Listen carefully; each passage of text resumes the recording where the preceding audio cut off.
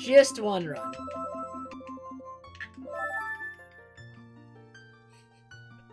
Alright, Nunavie. Have a good night. Hope you get plenty of sleep. I hope I get plenty of sleep, but probably gonna do this one run and then we'll call the stream after that. But I'd lose 3 more frames, Omni. But yeah, I'm feeling pretty tired, but I definitely wanted to try at least one. I have not been doing enough runs this week, so I figured that after bingo, we'd try another run. This weekend, I might try streaming Octopath Traveler on Sunday. I kind of want to try that. It's a boring mug, Omni. The other ones are all in the wash, including the mom one.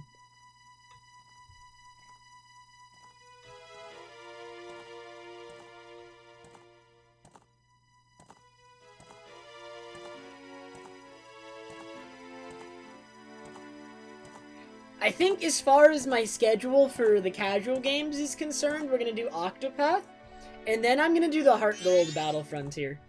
Now that that's been brought up again and I've been thinking about it again, I'm going to set it up in my free time while we're doing Octopath, and then we're going to do yet another Battle Frontier.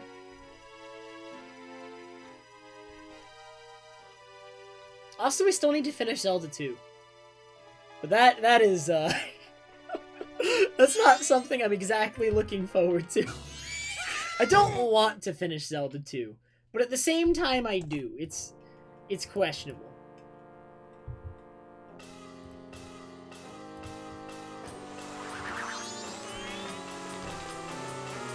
On a day you can't. You really don't want to watch Zelda 2? Omni, why? You don't enjoy my suffering?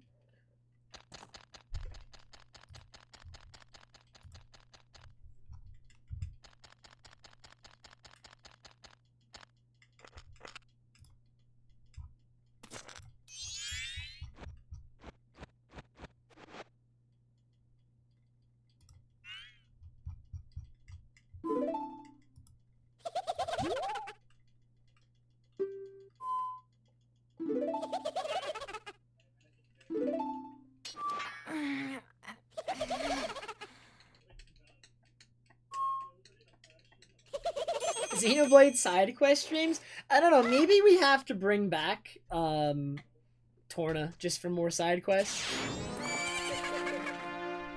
Gotta do every side quest and unlock Girls Talk for Mithra. Important. Important!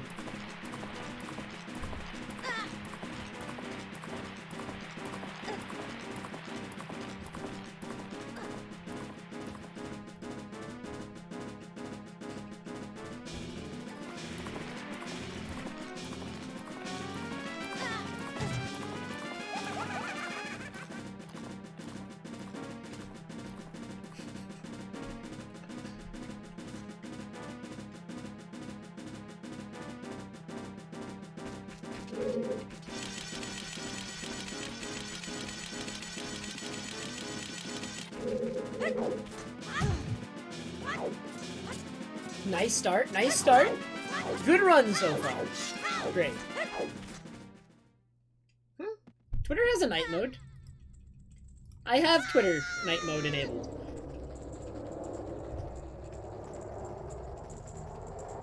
Yeah, when you're in the browser for it has it for both browser and mobile. I forget how you enable it on mobile, but on browser you just go to your app profile picture icon at the top right, click it, and at the bottom should be night mode.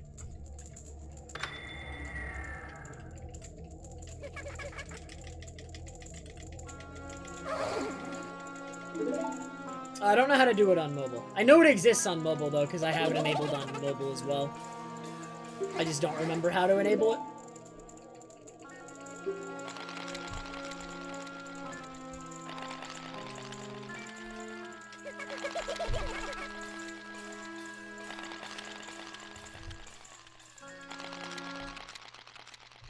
Hey, Tet!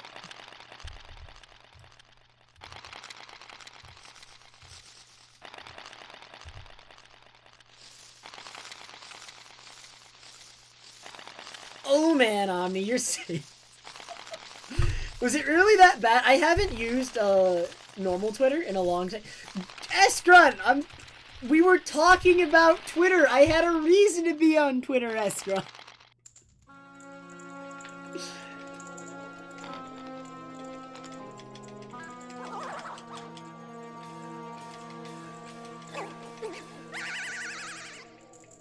I think a while back Twitter didn't have a dark mode, however you could actually customize the color of your profile page and it would change the look of Twitter throughout the site, like on your timeline too.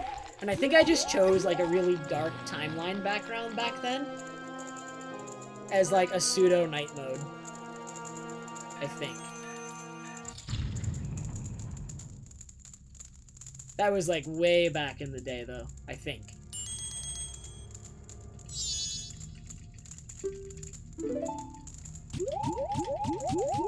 Alright, Keaton. Good luck, good luck. I think this, like, even if I get bad bombs, I think this is gonna be my only run of the night. Because I am really tired. So we're gonna try to keep it going no matter what. Like, I'm always more tired on Friday, but I just really was in the mood to do runs, you know? So even though it probably is not a good idea to do this run, I was just, you know what? I'm in the mood for runs. We gotta do a run. That's kind of just how it went down in my head earlier today.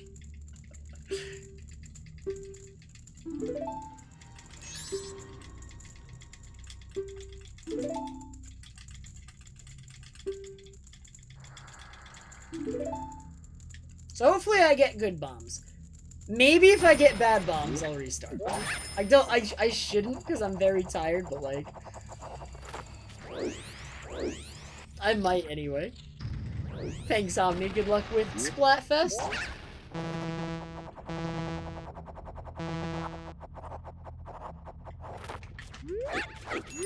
Really?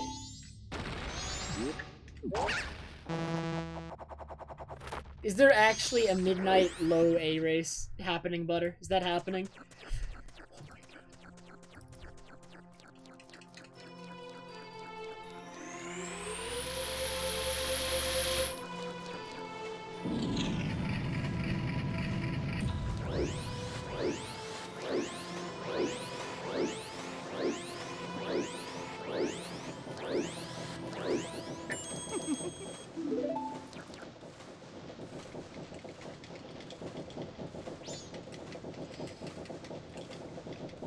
Doing both at the same time is worse, Emily.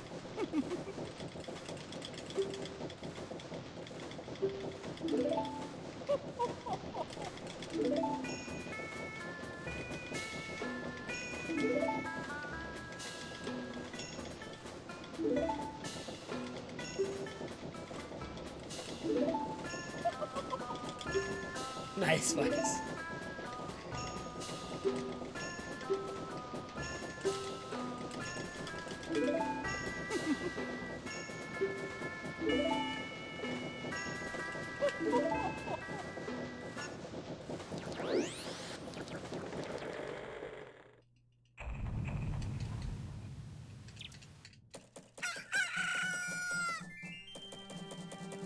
Ah, I see, Butter. Nice, nice, nice. I know Enop's been practicing that. Honestly, I'm kind of curious how much fun he's been having with it. I've been considering giving it a go for a couple weeks now. But I've been focusing more on Glitchless, so I didn't want to really do that at the moment, but I don't know. It might be fun.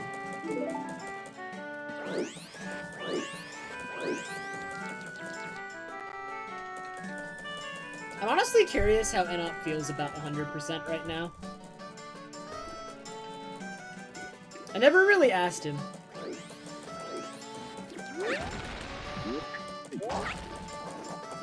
100% for me, definitely really bad right now.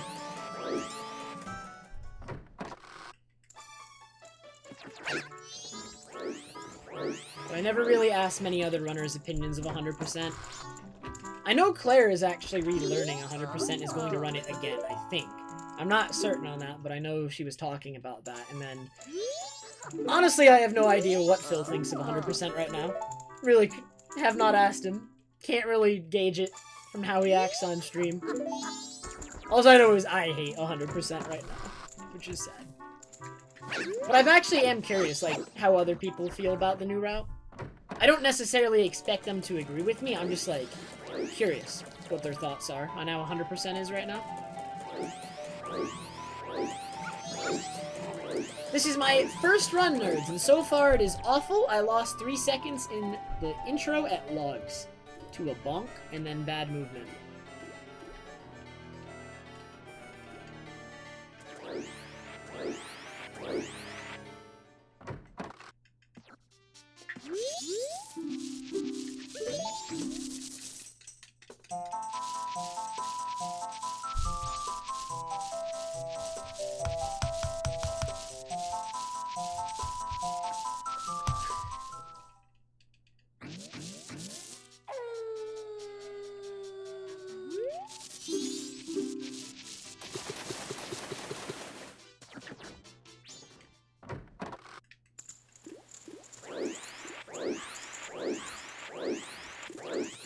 Wait, what's the Splatfest, Omni?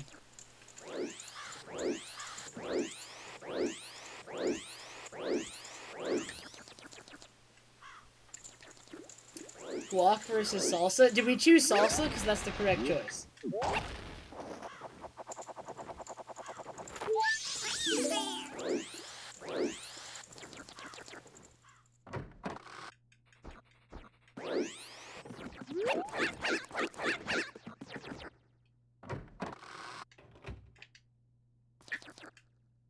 Dang it!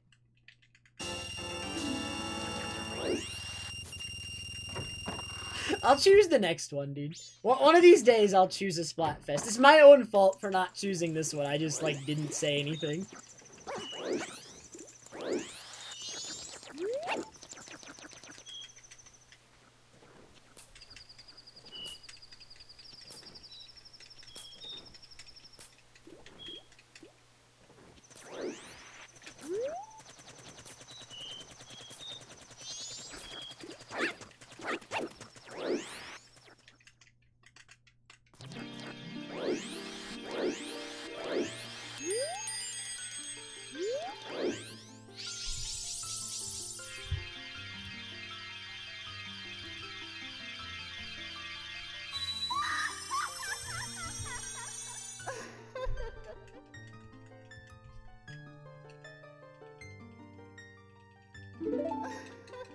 Turkey or ticker?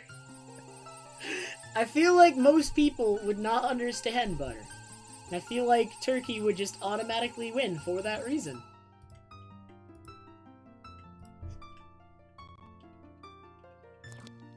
Dude, I've had 3 different people yell at me to get off Twitter now. You realize you're just perpetuating my bad habit. You are encouraging me to remain on Twitter. You are doing quite the opposite of what you say, which may actually be your goal, but I don't think it is. Soda or pop, aren't those the same thing? Unless the Splatfest itself is like focused on what word you should use. In which case, neither is correct. The correct word is bad.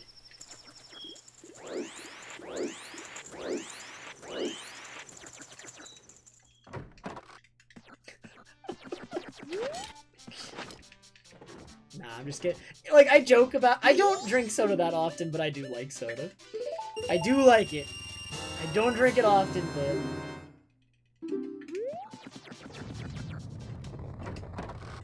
it's pretty good.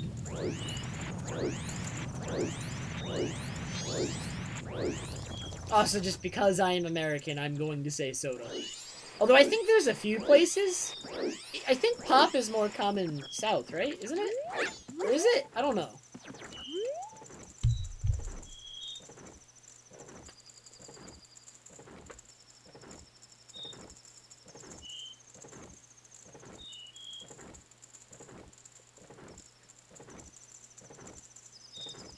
I see. Nasty, thank you very much for the host, dude. Appreciate it very much. You call them Cokes even when they aren't Coke.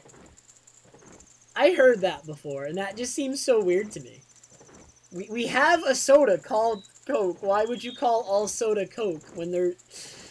I've heard that before, And I went on a mini rant because of it, and I'm not gonna do it again, but oh my god.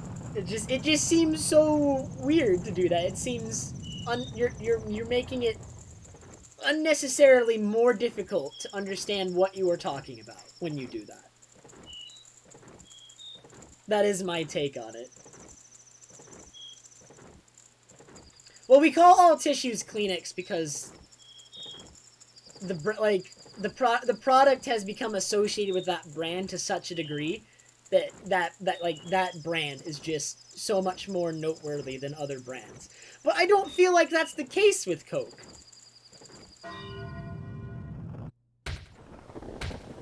But like when something has a like partial monopoly or is so popular that it becomes synonymous with the product, then people start referring to the product by the brand. But I just don't understand that with soda. I don't see Coke as doing that for soda. It doesn't make sense to me.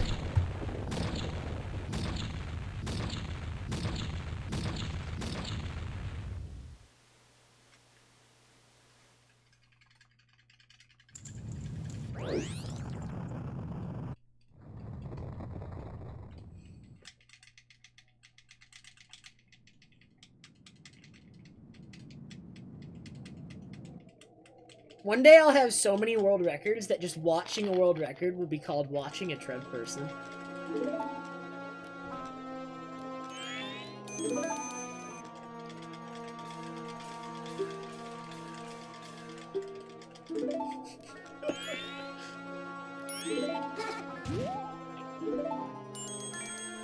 Yep, Q-tips, Kleenex. What are the other ones that are kind of like that? Band-Aid for bandages.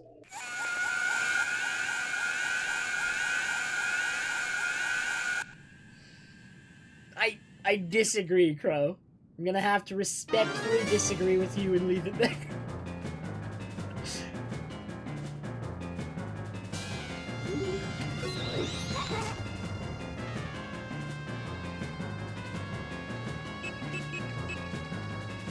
Oh man, this first cycle sucks. The 17-16. If my first cycle is gonna be that bad, I might as well go all the way.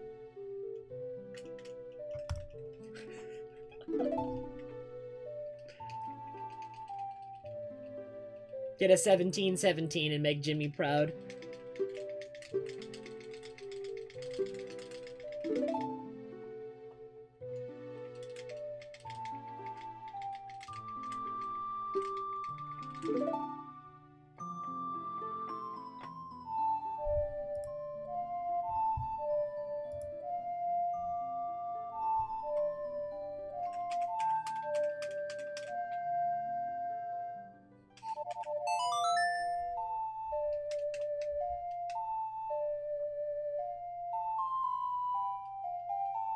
Fix my keyboard? What is wrong with my keyboard?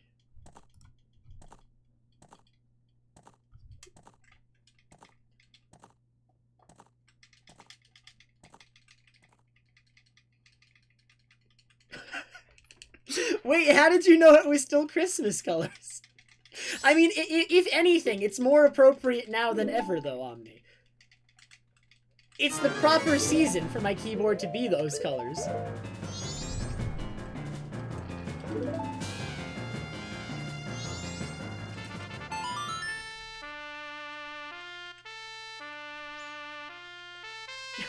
Well, why did it come up just now, Omni? Out of nowhere, you're like, fix your keyboard. Alright, what colors should my keyboard be? What colors should we make the keys? Should we make it just like a constantly pulsing rainbow? We could make my keyboard just like a constantly pulsing rainbow. And it'd be really obnoxious. It'd be so obnoxious.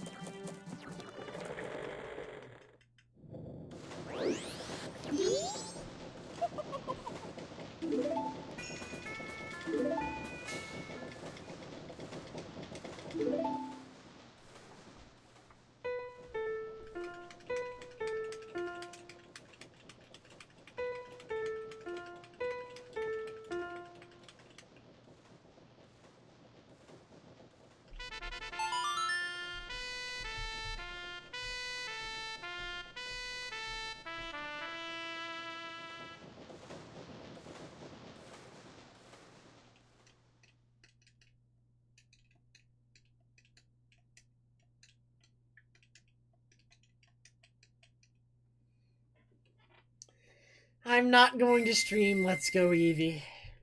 It's not gonna happen. I don't even think I'm gonna get the game, TMZ.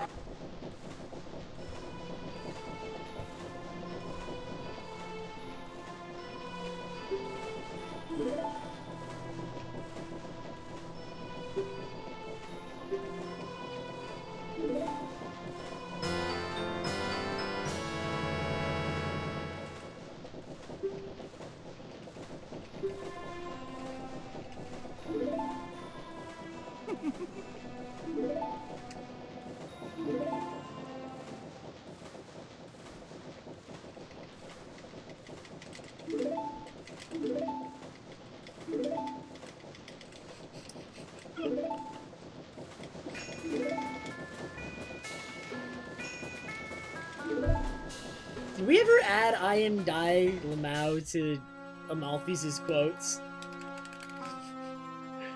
I think we didn't at the request of Omni, but I don't remember.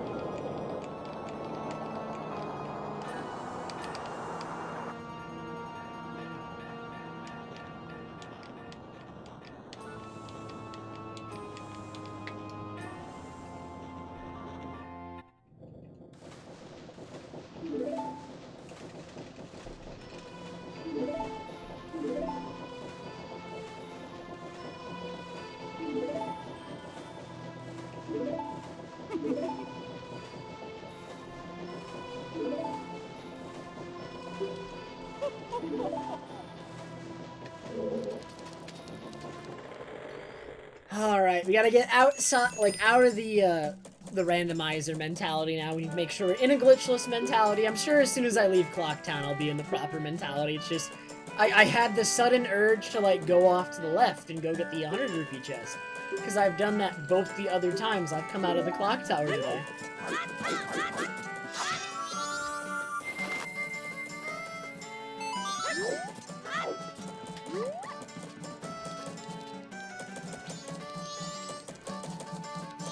Nice. Really good movement. Start of this run. I didn't think I was gonna hit the box. And then by the time I did, I decided it was better to just hold it for a second, because I thought I would slide right around. And then I didn't. Alright, just give me first try bombs and everything will be fine.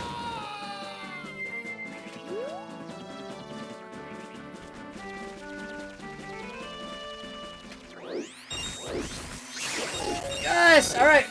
This is the run! It's the only run of tonight, so hopefully it goes somewhere. That was pretty fast.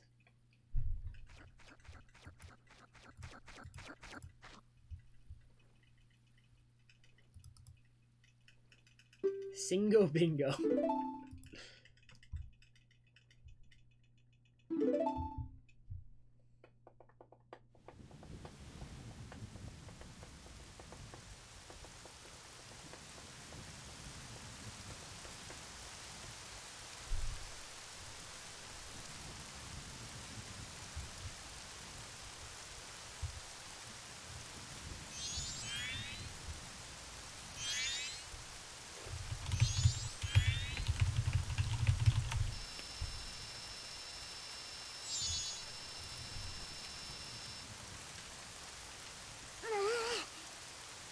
Just learn to do the glitchless speedrun, Zelda fanboy.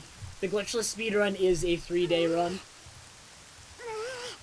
A single cycle run.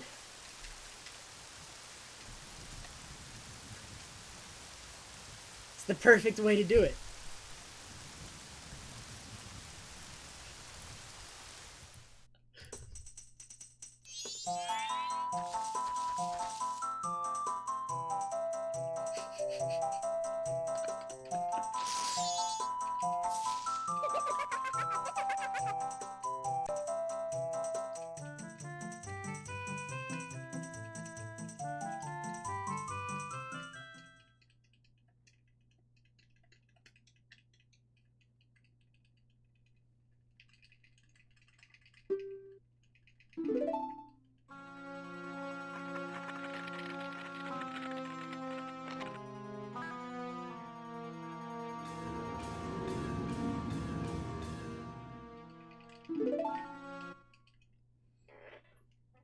Hey, 3.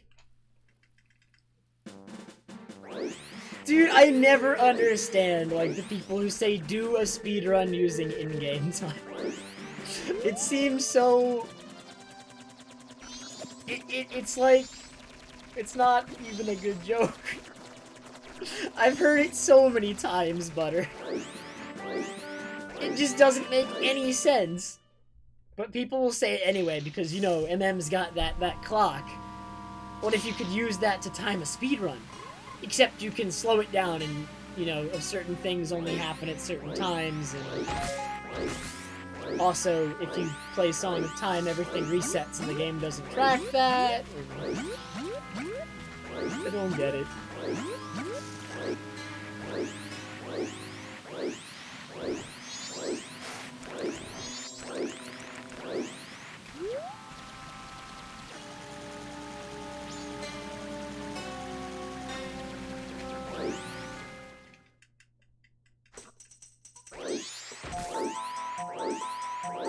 Old man's all the fanboy. That's exciting, actually.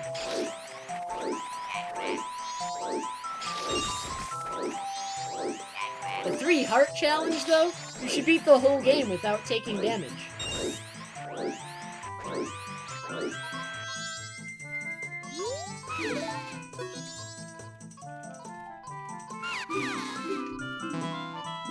Yeah, what if you could use time stop to just freeze the in-game time when you were timing with in-game time? Alright, I guess the best thing to do is to just use time stop constantly. It makes the run really, really slow, but in-game time is constantly frozen, so I guess it counts. Wouldn't that be great?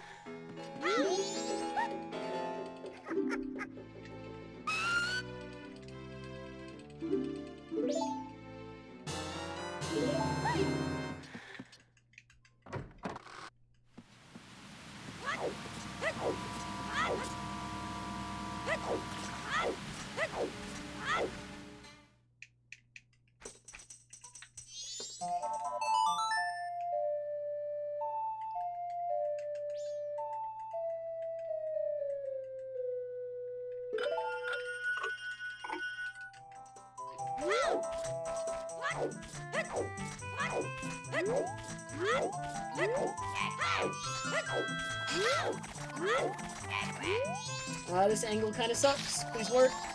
Okay.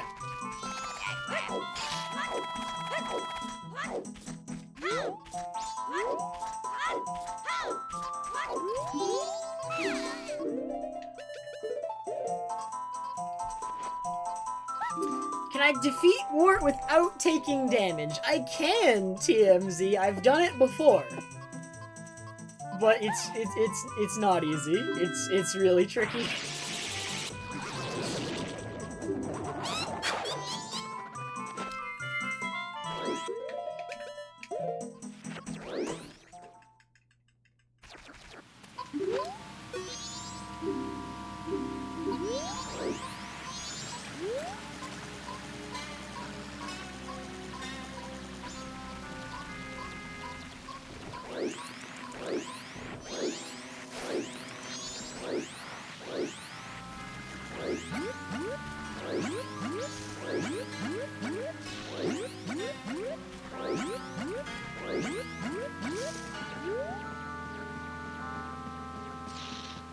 I mean, I've already done an MM any % no damage run.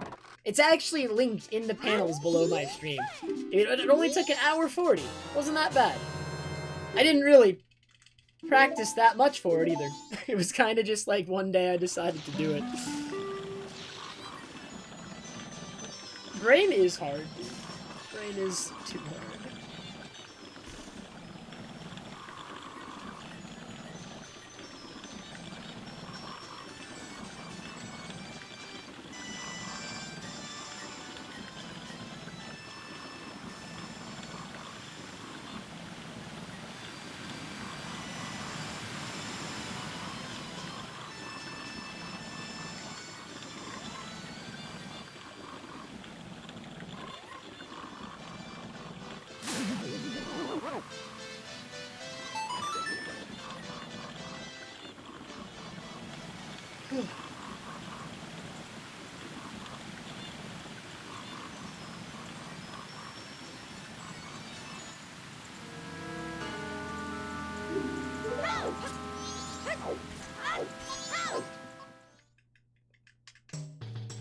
only the highest quality gameplay on Trev Person's stream. Are you kidding? Only the highest.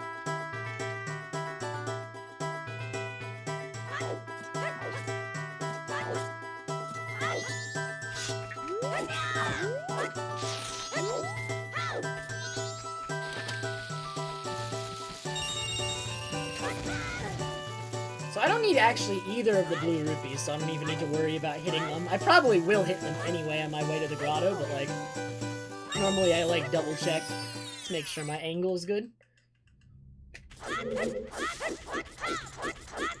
I don't think that it's very realistic, or I don't even think it would be fun to try and do Monster Hunter without taking damage. You'd have to take so many fights so slow, TMZ. It doesn't even sound like a lot of fun. To do the whole game that way. To do like a fight, like a tough fight that way, seems like it'd be kind of cool, but like... to do the whole game that way actually just seems more annoying than anything. It doesn't seem really enjoyable.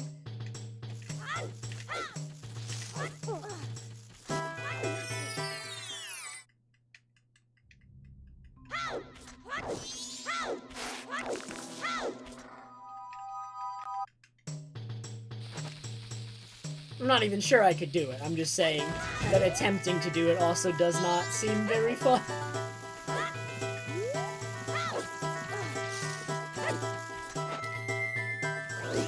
Oh no. That spin's bad.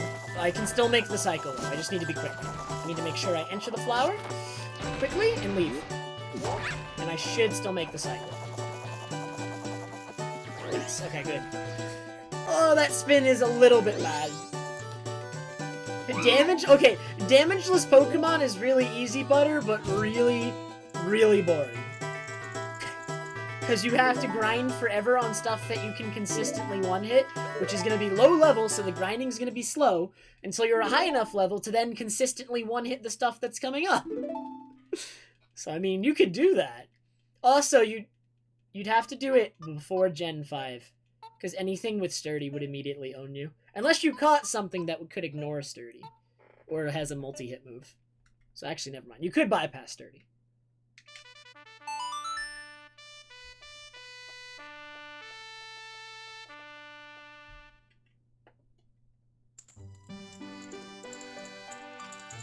So you'd need a multi-hit move or an ability to bypass Sturdy. You'd need a priority move.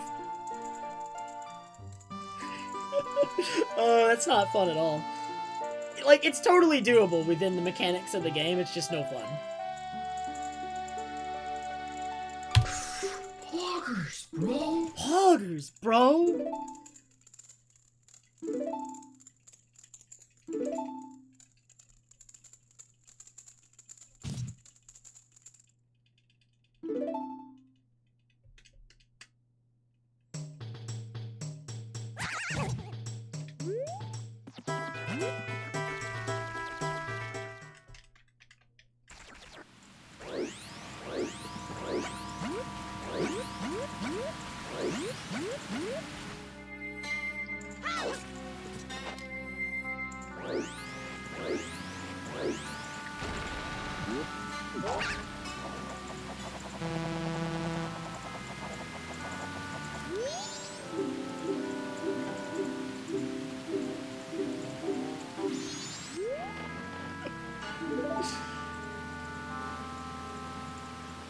Until you run into something with Toxic, TMZ, or a Tyranitar, or just anything with Sandstorm, or Hail, or an Abomasnow, or a Snover. Or literally any number of things that can hurt a sturdy Shedinja.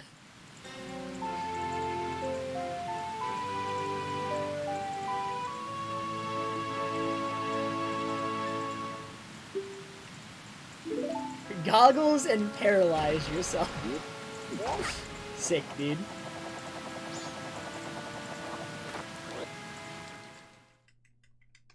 Oh yeah, Leech Seed could still get you.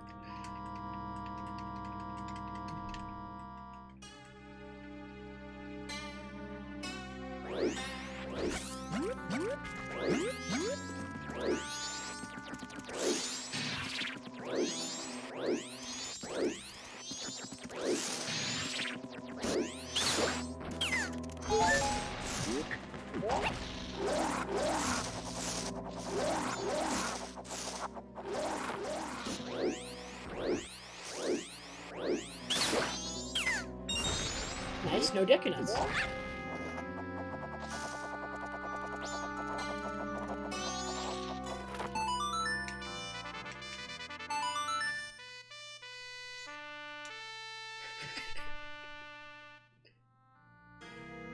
I feel like your plan has some flaws, TMZ. I'm not gonna lie.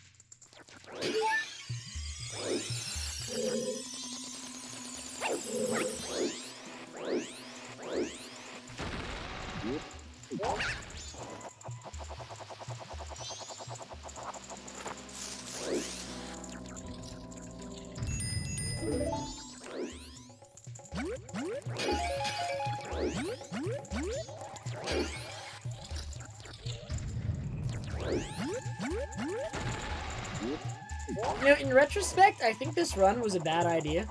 Because I'm very tired right now. But you know what? We're in it.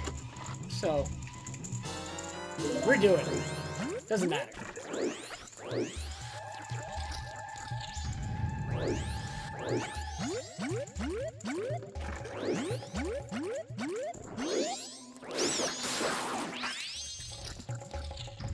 Dude, my first time ever playing Pokemon Online was when I was younger, when Pokemon Battle Revolution came out. I actually had that game and tried playing it online. And, like, it was just so rampant with hackers and cheaters, actually. It was funny. Like, Pokemon in general is a lot better about that nowadays. But back then, Battle Revolution was so bad. Have you ever experienced Wonder Guard Spiritomb? It's not uncounterable, but, it's not fair. It's certainly not fair.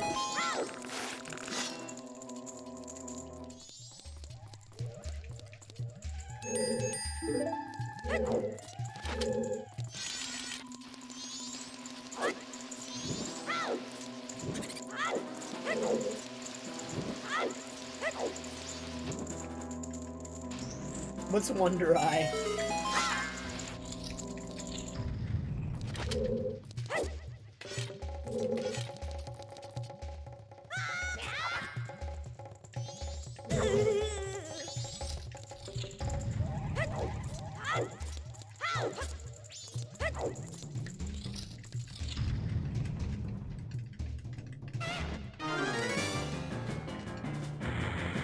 Oh, Sableye with Magic Guard.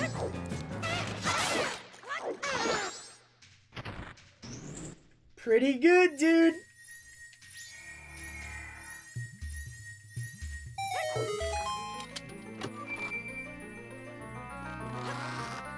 Also, I'm pretty sure I ran into a huge power Regigigas, but back then I, like, didn't know numbers or, like, enough to actually tell for sure. But it didn't seem like it was as slow or as weak as it should be early on. Definitely seemed more powerful than a Regigigas should be in the first couple turns it's out.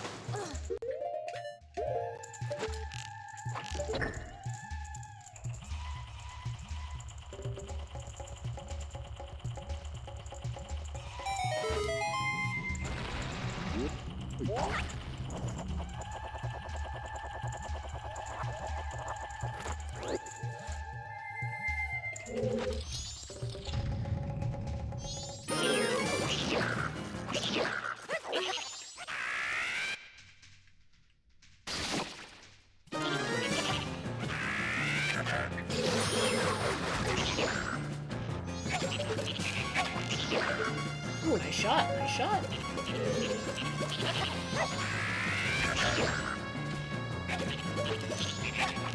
Nice shot.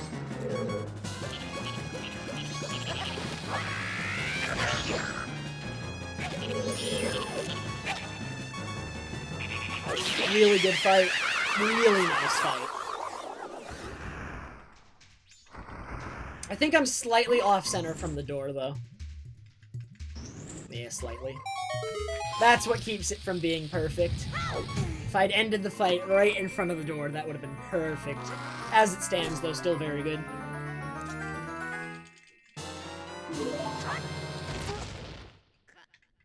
I believe I am saving time on this segment, and not only that, but I believe it is a gold, because that was quite good.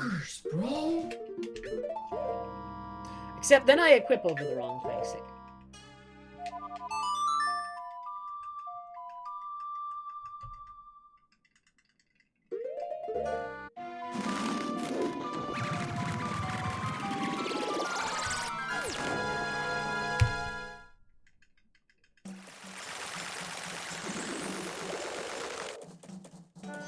Oh man.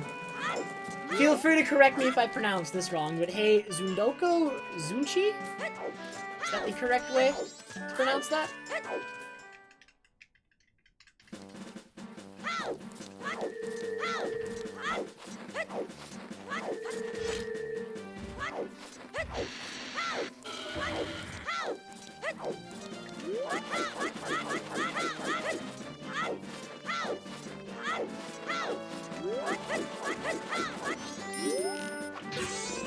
I'd imagine it does, Nice, but couldn't tell you for sure. It seems like it would fit under what Magic Guard blocks, though.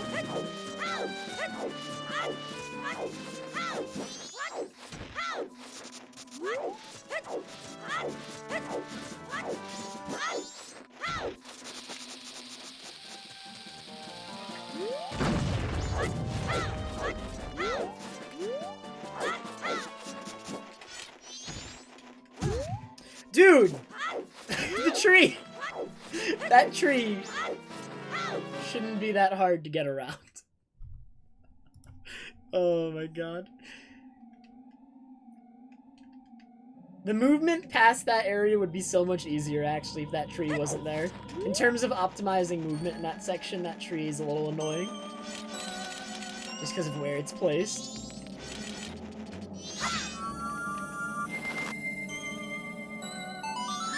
I'm trying on me, I got this. Maybe.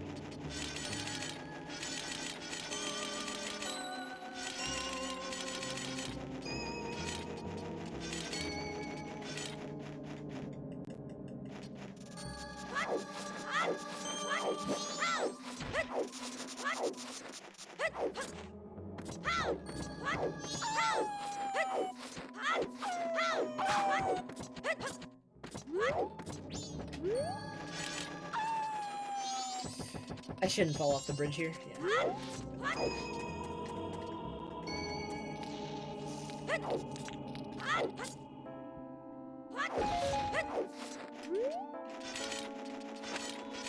Hey, Fox. How are you? There are a couple of gold splits firing. A couple. It is still the early game. It still is very much the early game.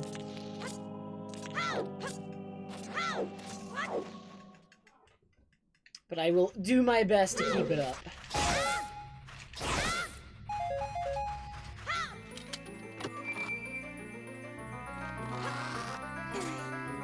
Nice, nice, Fox. You excited? I know, didn't one of the commentators say, the one that I don't know as well, so the one that's not Aaron. I feel bad for forgetting his name, but I also don't know him as well. He said he's not able to do it anymore, right?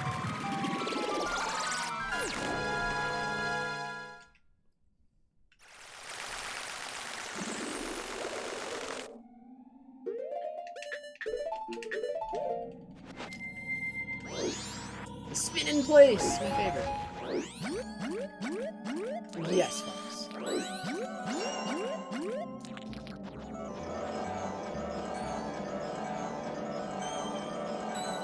This looks like a 619. Just barely a 619. It was almost a 7.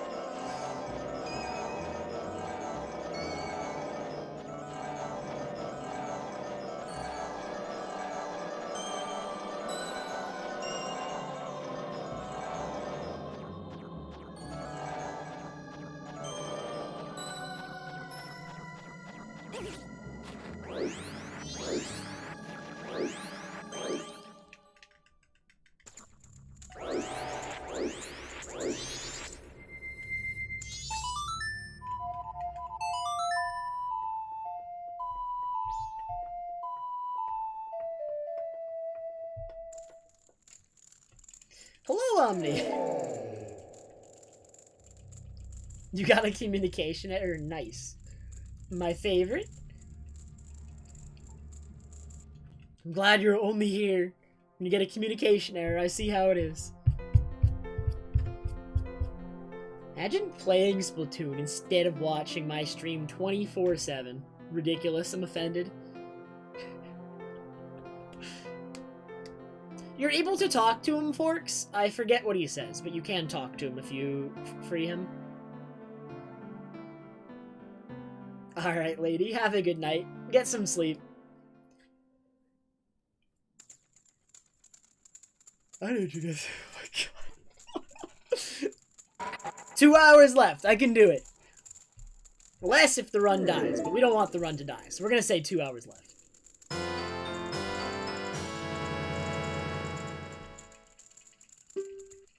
Thank you, Pure.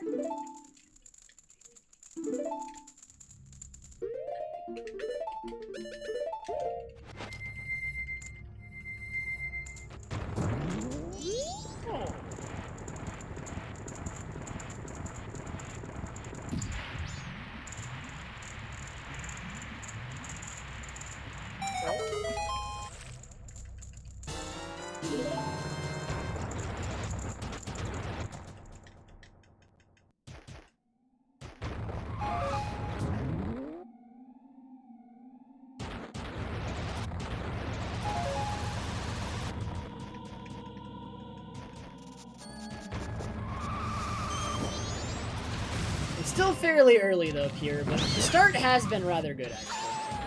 The start is by no means bad, actually. Believe it or not. The glitchless... I don't know how you would warp to the moon in a way that could be considered glitchless. TMZ. Other than the moon warp that you can get to by getting the 4 boss remains and going to on top of the clock tower, there is a known moon warp that works by doing that. But other than that one, that's the only one I could think of that would be considered glitchless. Hey, Crust.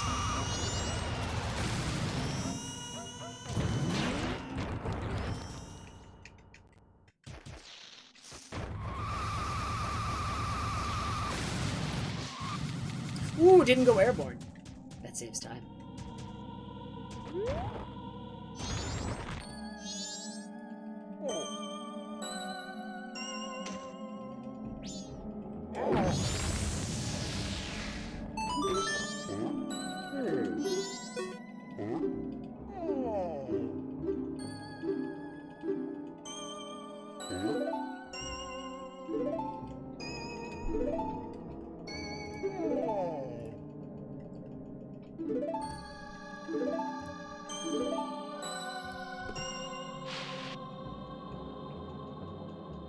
Oh my god, I'm yawning, dude!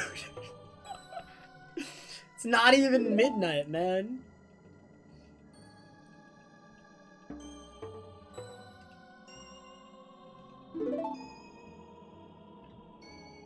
I feel like if I can just keep it going long enough, I'll hit my, like, second wind. I usually always hit a second wind if I can stay awake through this sort of period long enough. There is no, like, concrete definition for what is a glitch in a speedrun and what isn't.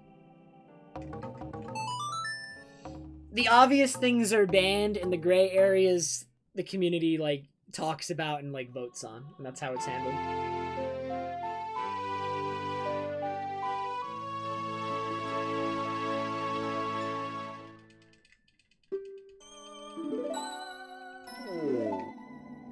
I mean, if you live further south, you're probably not going to see snow.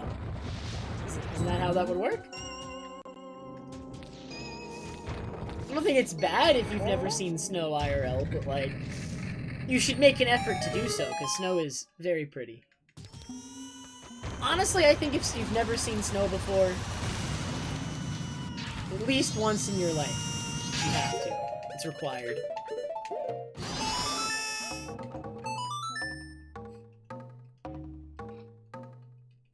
What's that, Fox?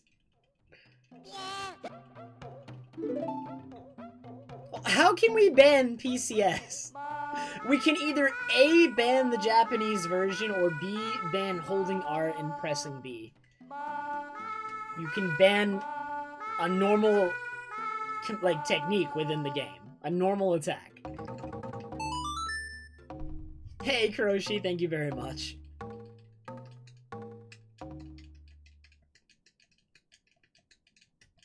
But that's not banning power crouch tab, then. You're just allowing power crouch tab as long as you set it to the damage value that you think is okay. That's what you're doing.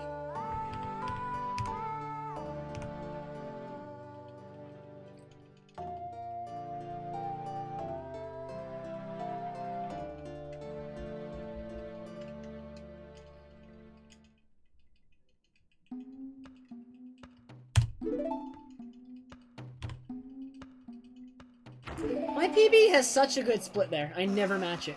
I can't.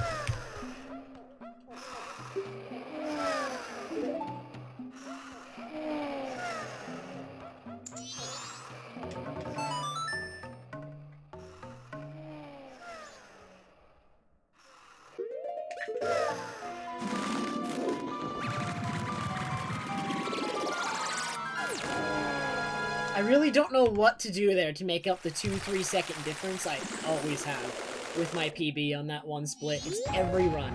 I have a 2 to 3 second difference between my PB and the run. I can never seem to get rid of it. Dude. Nice.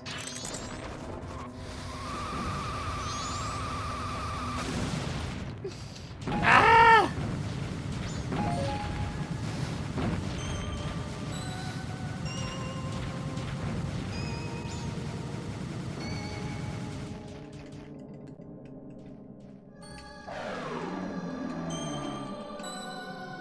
It sounds very difficult, TMZ.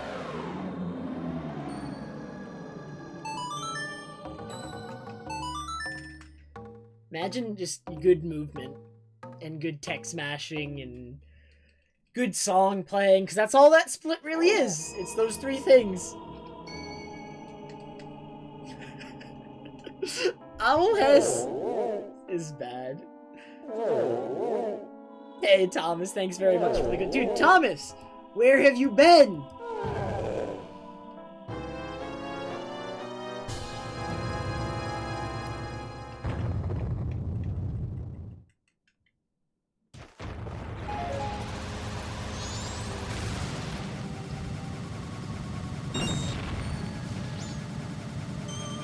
I'm glad you're alive.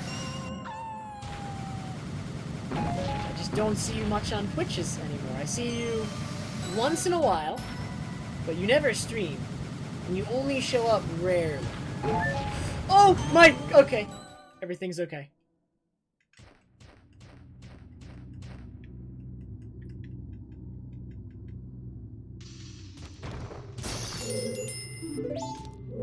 Oh.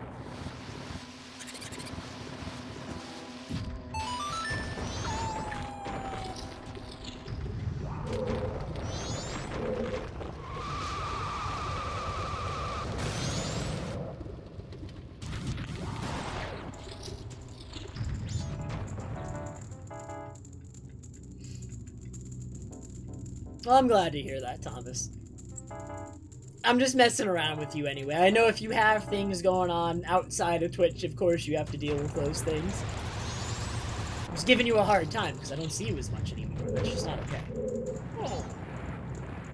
I know, Thomas, I know.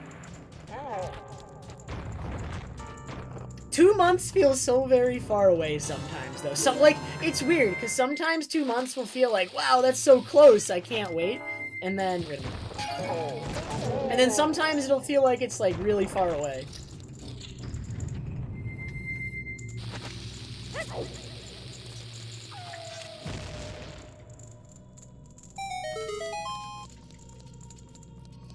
I'm pretty good, Thomas. I'm pretty good. I've been streaming more recently, not as much as I want to be, but I've started streaming a little bit more than I used to. And also, I am applying to schools, and I'm hoping that goes well. I'm gonna be finally finishing my degree, hopefully. So that's neat.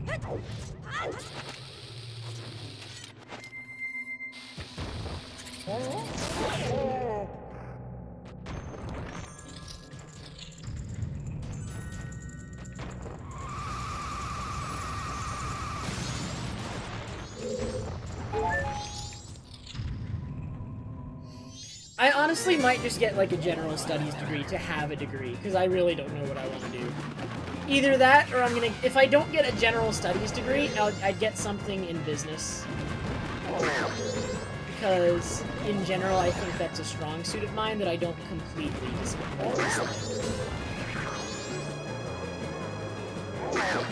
The schools I'm applying to, generally those are the things I apply for.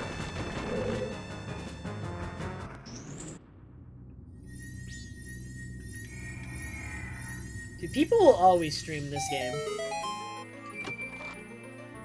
Alright, losing a few seconds on the split because I lost my spikes on the way to the temple. Which was a little bit obnoxious, but it happens. Turn around, dude.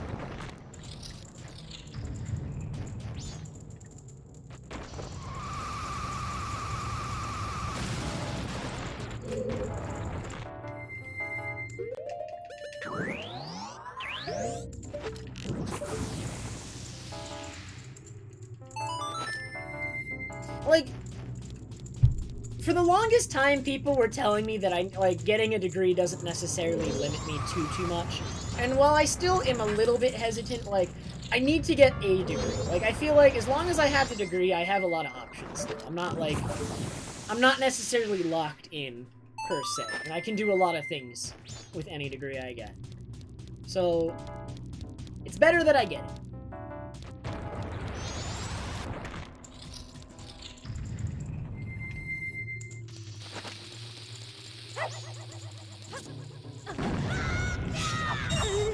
Even if it's not necessarily what I end up doing, having the degree just gives me a lot more options. So I'm going to try to do that, and we'll take advantage of that. See where it goes.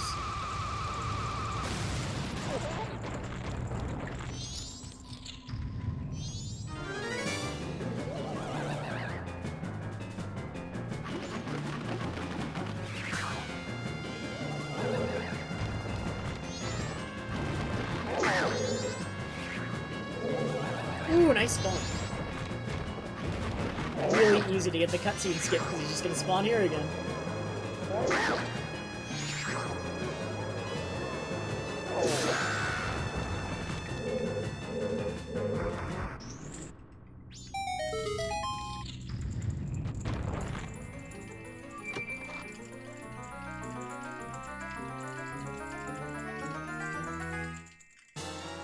Hey, Fabexo. Thank you very much for the good luck.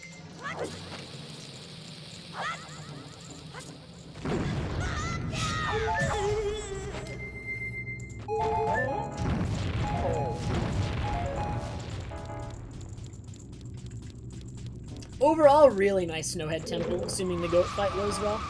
Which is not an assumption I can make, but we're gonna make it anyway.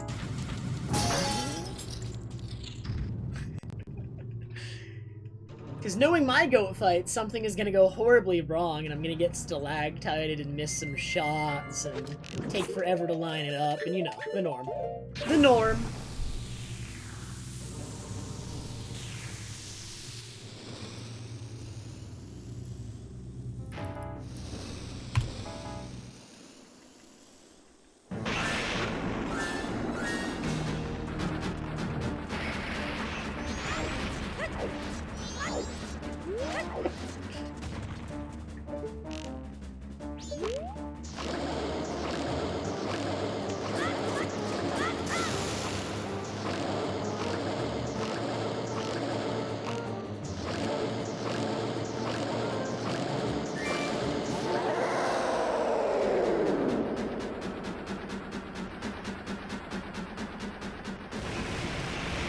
Thank you very much, Drunus. Do I ever get tired of MM or OOT? Well, I mean, I'm always tired of OOT. I've never not been tired of OOT.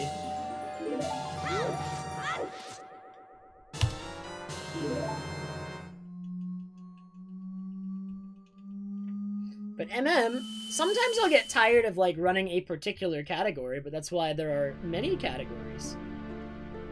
All of which are quite fun.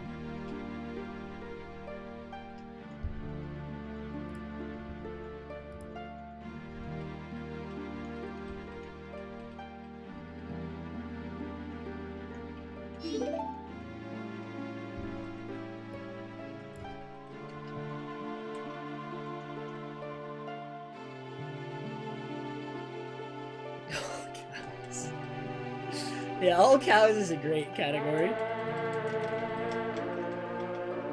Lucky Bear, what are you doing? Appease the... Dude, we still need to do Appease the Gibdos. I'm sad we never got to do that one.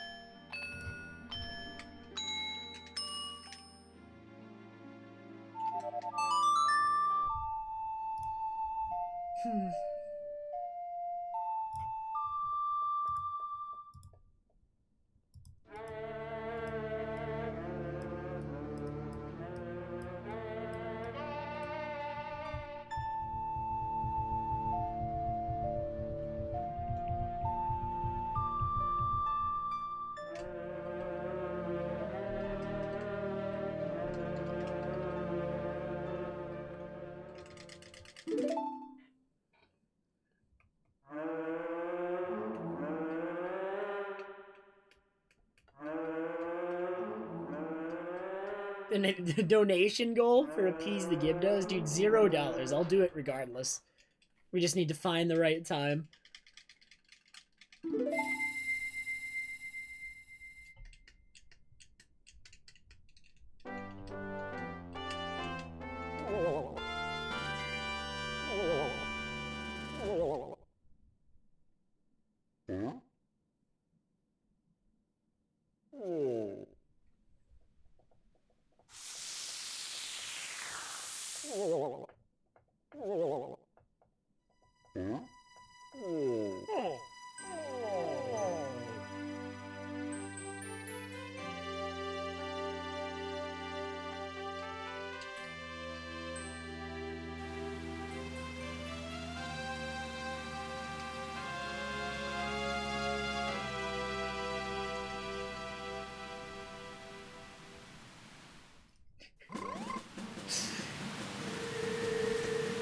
Oh man, Green, you waited right until I had to play again to type that.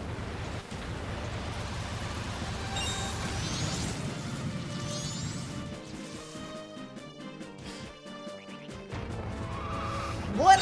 Omni, I'm playing the game! I couldn't time it up!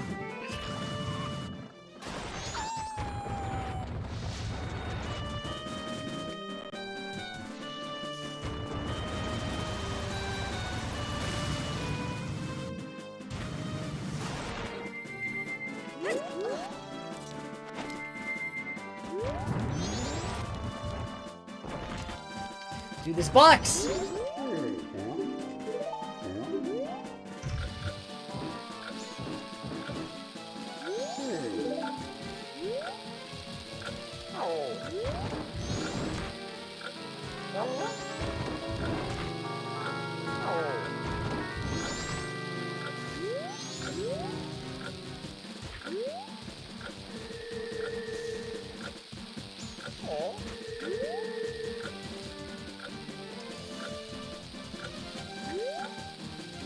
This movement with the keg is really slow.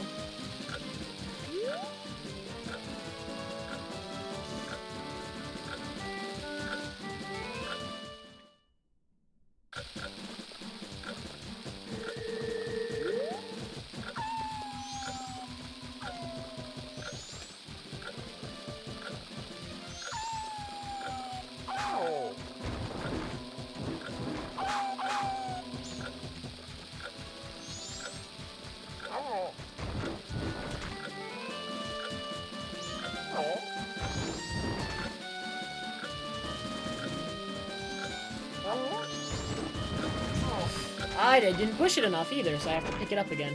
Like, my goal right there is to push the powder keg with me as I, like, while I'm rolling towards the rock, so that I don't have to pick it up again. Because picking up and putting down the keg is pretty slow. But I completely just rolled past it, barely got it any closer to the rock. It wasn't close enough to the rock.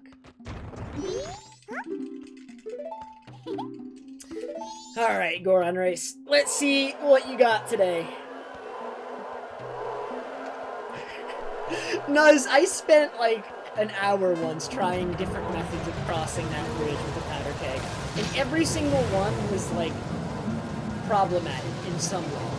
None of them were like infallible. Some of them would reduce the chances that I drop the keg, but we need like a 99% chance that I do not drop the keg. Because it just instantly kills the run if you drop the keg there. Because of the way you move, the Wolfos' behavior is consistent. He'll always run into the keg if you drop it there. You can't drop it there.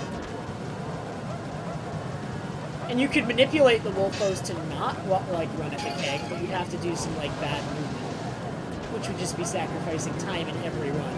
Similar to throwing the keg. It would just be like an alternate way to lose time and reduce the risk of the run down.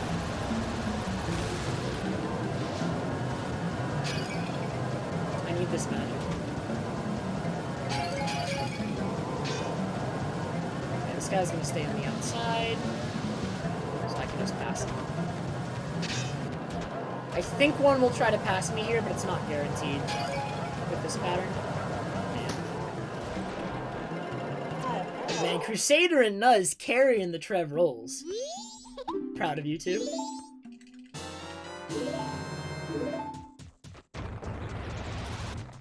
Wow, and then Nuz timed out Crusader. Alright, never mind. Nuz, thank you so much for, like, solo carrying the Trev rolls. I mean, yours are the only ones I can see, so.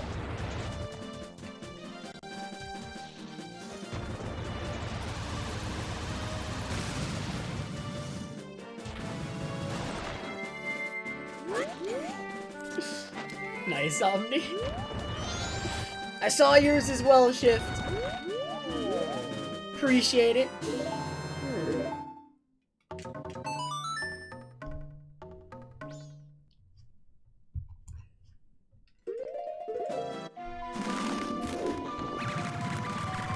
Gold dust is not required in any percent. I could complete this run without it. However, it is faster because of the bottle. You need to get the powder keg anyway, so doing the whole trip with the powder keg to the rock that unblocks the race is required. You absolutely do need to do that. So actually the only time you lose is from doing the race, right? And it is worth it just for the bottle. And then also the gold dust I can sell for money, but that's a little bit less important. There's other ways to get the money you need, but like, it does help. It's worth considering.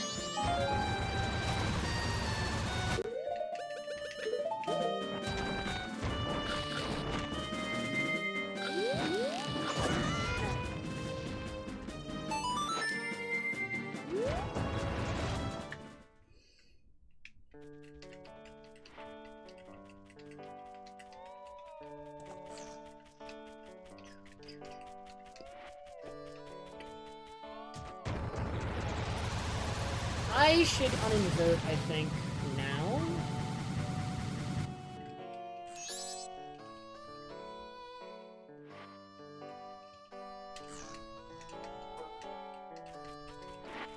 I think I'll do it after opponent archery.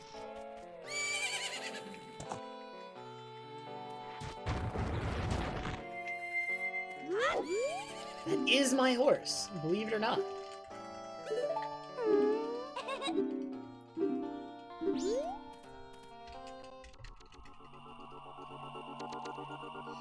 Yeah, this run's not bad so far. It is quite fine, in fact.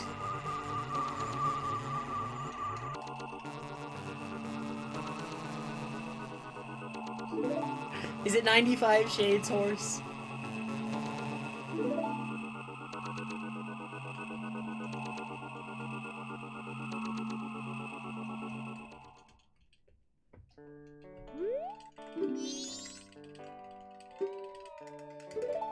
Well, I'm afraid I'm gonna be using 95 Shades Horse for this run. I do need it.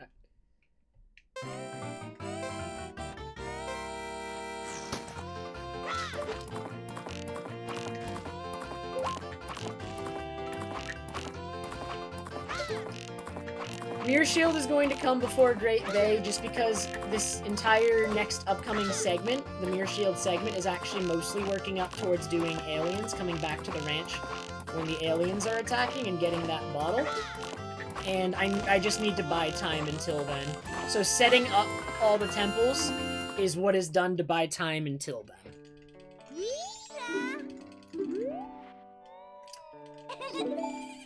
So yeah, it has to do with bottle routing.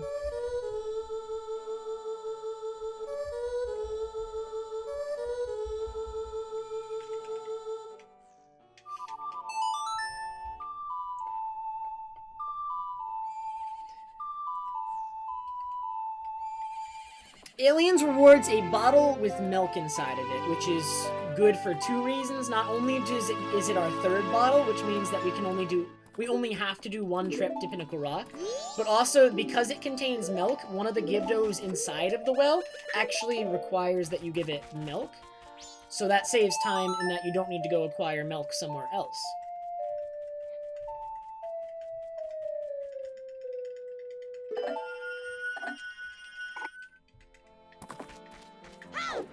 Get on a pony.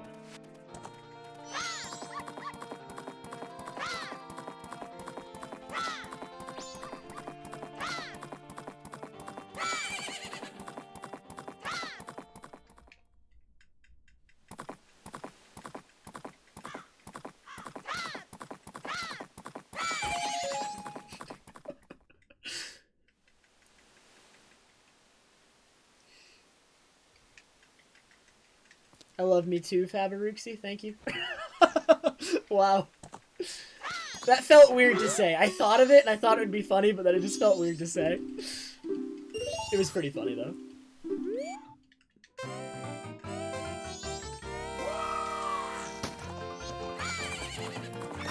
Thank you, Fabaruxi. Oh my god.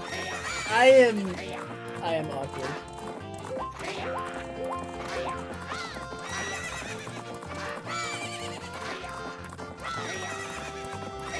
Good, Omni, that was the intent.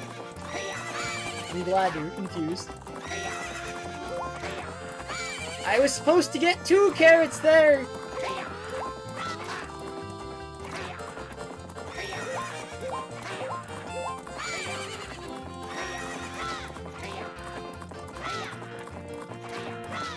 Man, this is gonna be a 47. There's no way it's not a 47.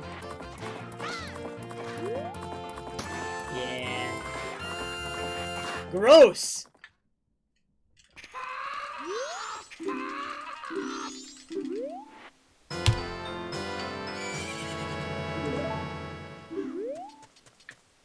What am I doing?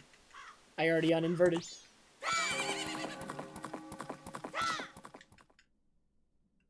Best time I've gotten on that race is a 46.6 something.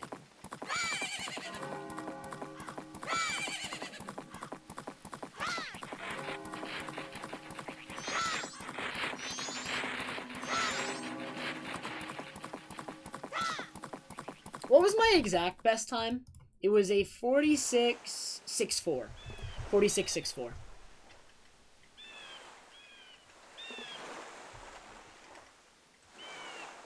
I have Tampa's document open that has all the times.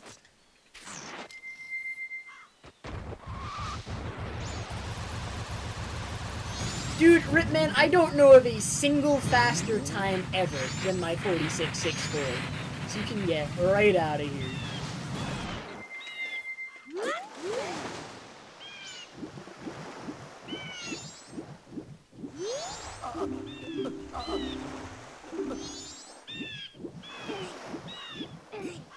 I don't know if it's world record because we don't document that race, but I don't know of a faster time, so it might be. So, I'll have you know. It's quite good, at the very least.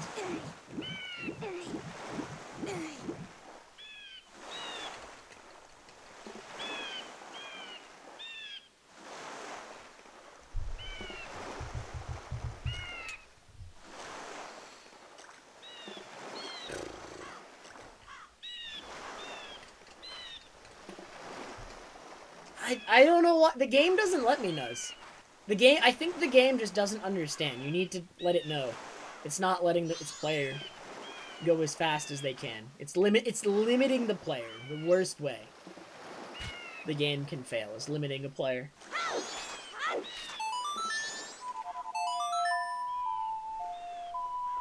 The weirdest glitch I've ever run into? This answer changes because a lot of the weird glitches aren't useful and I forget some of them all the time. But like the one that came to mind this time was the kaleidoscope glitch. I forget exactly how you triggered it. It was like a big thing like 1.5 to 2 years ago. But like people discovered that by going through a certain like a black partial load zone, like an area that it's not like a real load zone, but it's just like it unloads an area behind you graphically and loads the one in front of you. That on Epona, you could actually create like a kaleidoscope effect. The graphics would like freak out and the colors would be everywhere. It would be really weird. I wish I remembered how to trigger it.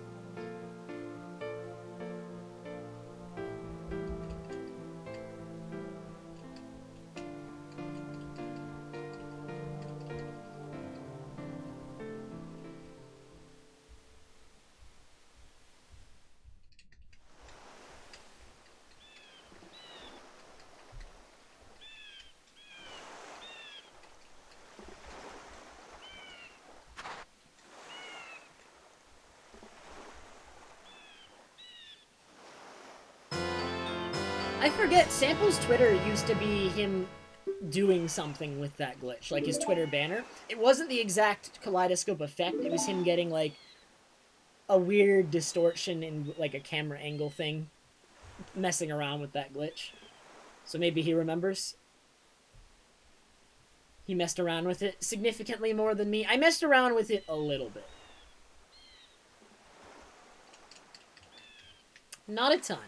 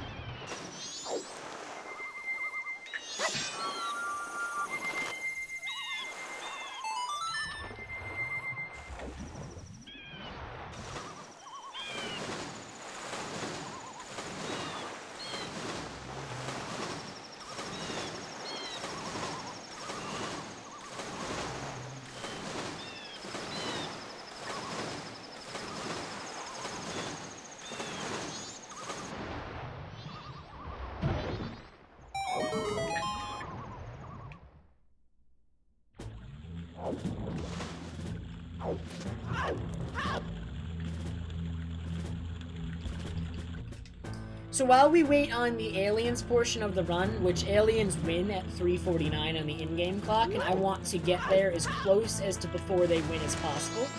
And the reason for that is I just will spend less time waiting. Like at the ranch if I arrive there later. So while we're waiting on aliens to occur, and before we go and stop them, I'm going to be setting up both, we're going to get hookshot, we're going to get 1 egg, we're also going to start working on what we need to do to access a Kana. And that's all in the upcoming segment before aliens. Like, we're gonna get Hookshot, we're gonna get Song of Storms, we're gonna potentially get all the way up to Gibdo Mask, although it depends how fast I am. I might not make it to Gibdo Mask. All before 3:49 on the in-game clock.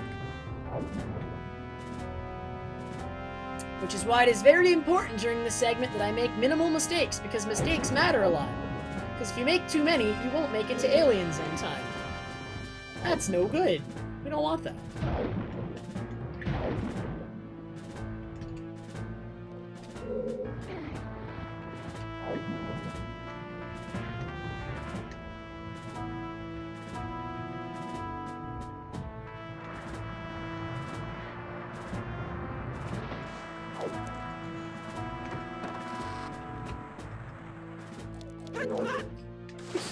Oh, I don't invert those.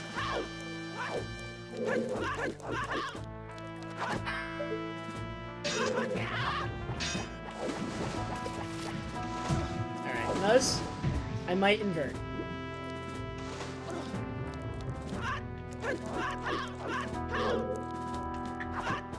Can these...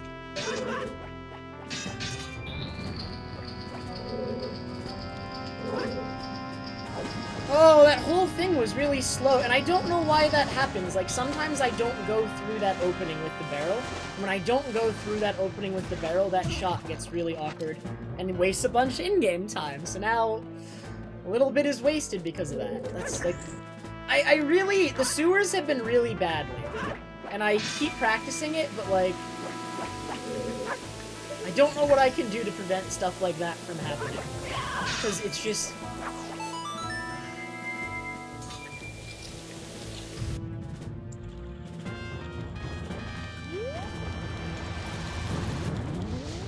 Alright, well that's a mistake. My in-game time is still manageable though, we just can't make any more. No more mistakes.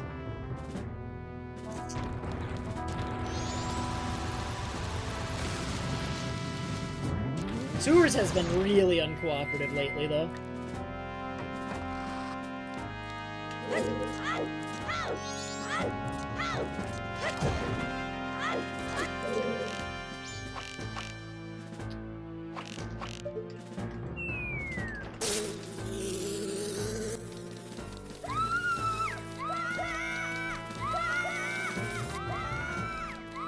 That's pretty rude, Flip.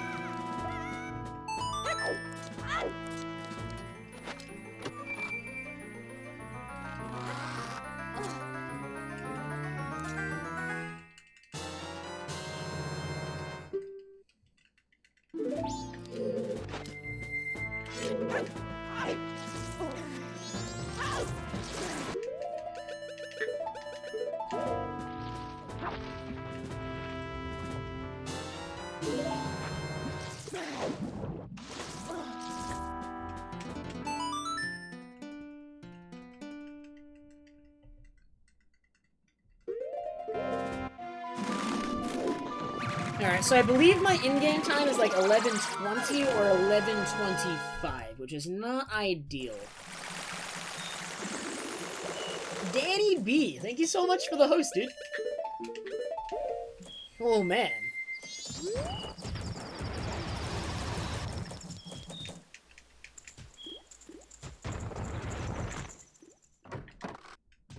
Thanks, Cruxer. Greg, Danny B. Danny, how was your stream? What were you streaming today? I'm afraid I've been quite removed from OT runners in general lately. I've not been keeping up with actually just a lot of streamers on Twitch lately.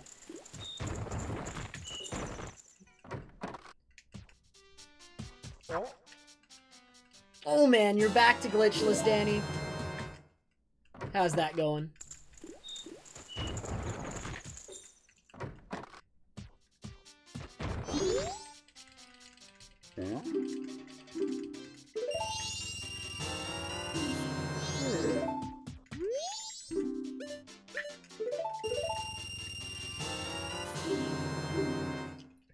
You guys are here for an interesting segment because it's a run killing segment and I made a mistake that might just be run killing.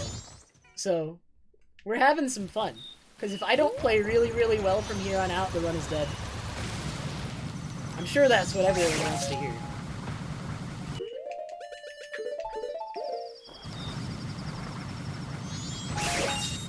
Because my in-game time is a little bit later than it should be here. Because of a small mistake. It is recoverable, but if I make another mistake, it's not recoverable anymore.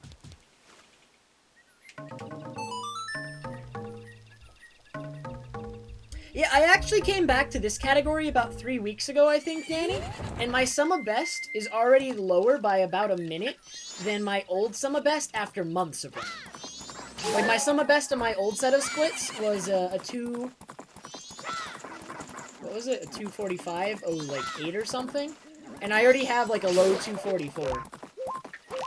And this is a completely new set of splits. I just started from scratch. So I've improved a lot. It's always, like, a good feeling, right? Like, I'm sure you've experienced the same thing when you come back to a category after not running it for a while.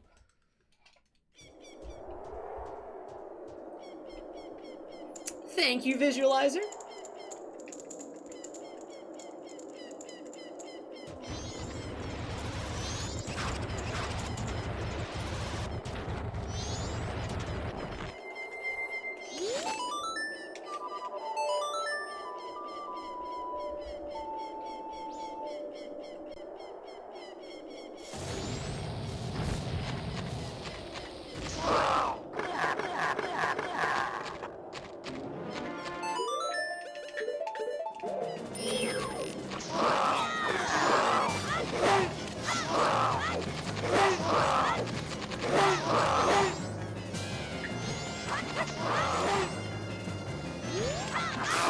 Nice, good fight. Very nice fight. It's important that everything I do from here is really fast, because we really don't have the in-game time to spare. I accidentally missed my fins on a switch, a crystal switch, in the sewers, and it's like, I'd already jumped down, so I had to climb back up to shoot at it again. It's always the worst. It cost me like 20 to 30 in-game minutes, like, or probably more like 20.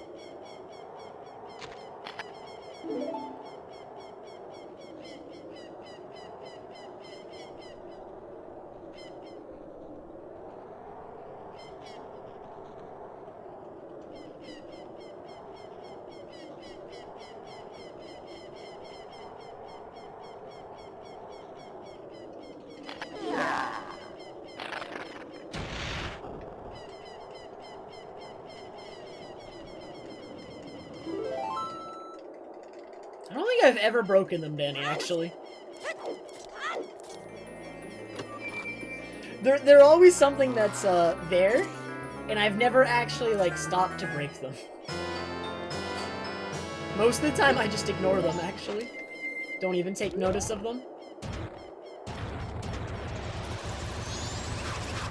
Knowing this game, though, it's very likely that there's nothing of interest in them, which is unfortunate, but oftentimes that happens with something like that. Maybe it might have some, like, rupees or something.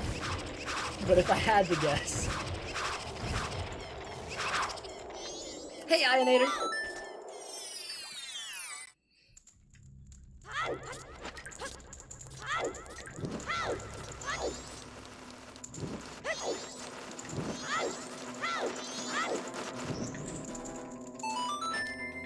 Oh man, so there's a bunch of people here who have never seen this run.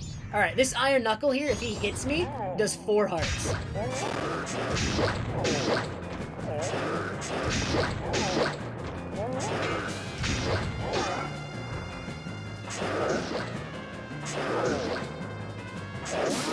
Did that hit me?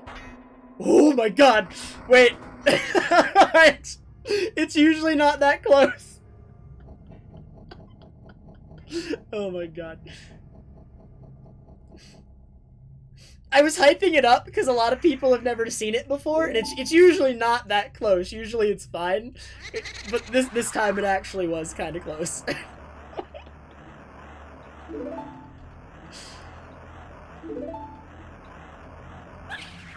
I have double KO'd before. Like, on my last hit, I'll kill him, but he'll also hit me. And so I'll watch the cutscene of him dying, and then I'll die right after. Those are the best.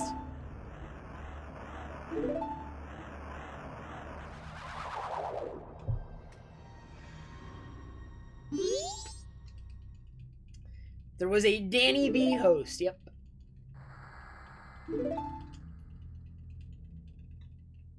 Okay, so there is one last tricky thing in this segment. As long as I get it quickly, there's no problem with the in-game time, despite my earlier mistake. But what we're working up to right now is the alien segment, or like the attack on the ranch by the aliens. This is the alien segment, and if I don't make it in time, the run is dead. But there's only one more opportunity to mess it up. Nice flip. Alright, it is 2:10 right now. Ideally, I want it to be 2 or slightly before leaving there, but again, it's fine as long as I get this hook shot quickly. I probably will not get to get Gibdomass, though.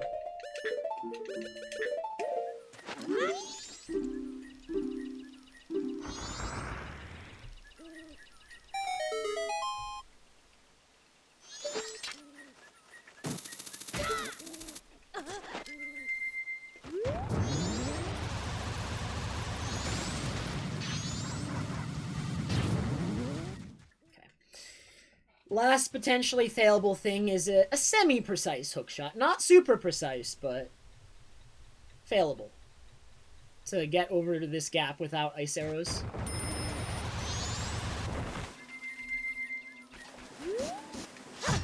Oh, that pushed me too far left. Okay, this'll work.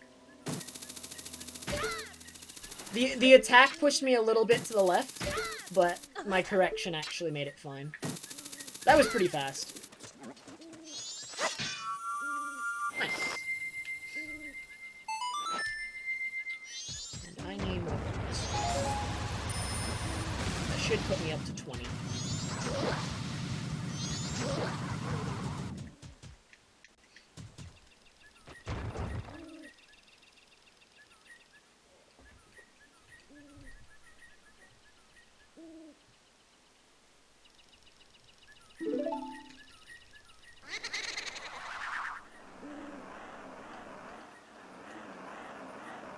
Yep, the reason the split is very long, it actually, you can't make the split shorter without resulting in an inaccurate sum of best. And, like, the split that you put in the middle would actually be meaningless. It wouldn't give you any relevant information if you did break this up into multiple splits. And I can explain that. Because I have a cutscene right now that's fairly long.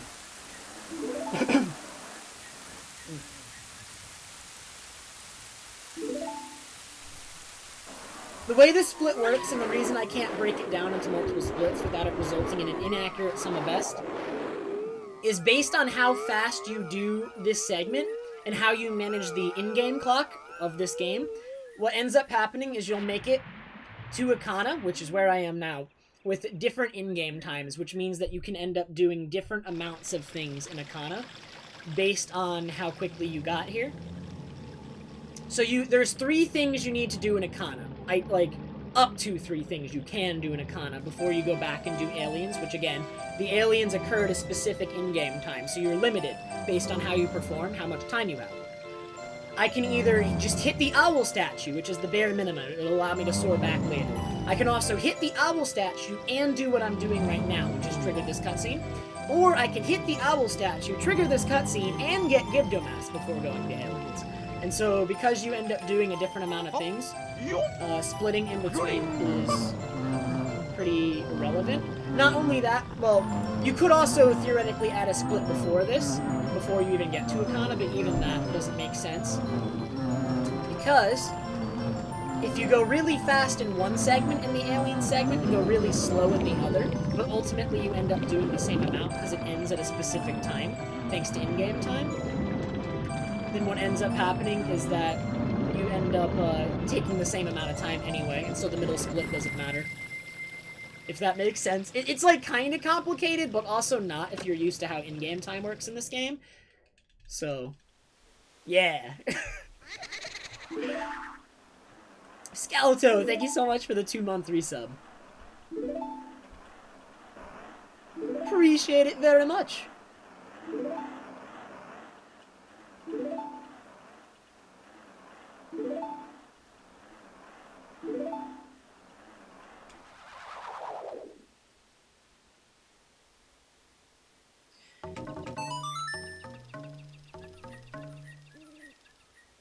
Basically, if you divide an in-game time segment up into multiple segments, you can do one really fast, and the other one will, by necessity, be slower. And then you can do one really slow, and if the run is to survive, then by necessity, it must be faster. Unless you're gonna invert, but inverting sucks, we don't do that. And then you get 2, like, fast gold splits that can't exist in the same run as a result. Because the in-game clock isn't fast enough to allow both of those gold splits to occur in the same run. That is my best explanation. I will stop now. I'm sure I am boring many people. Like, what the heck is this guy on? He's crazy.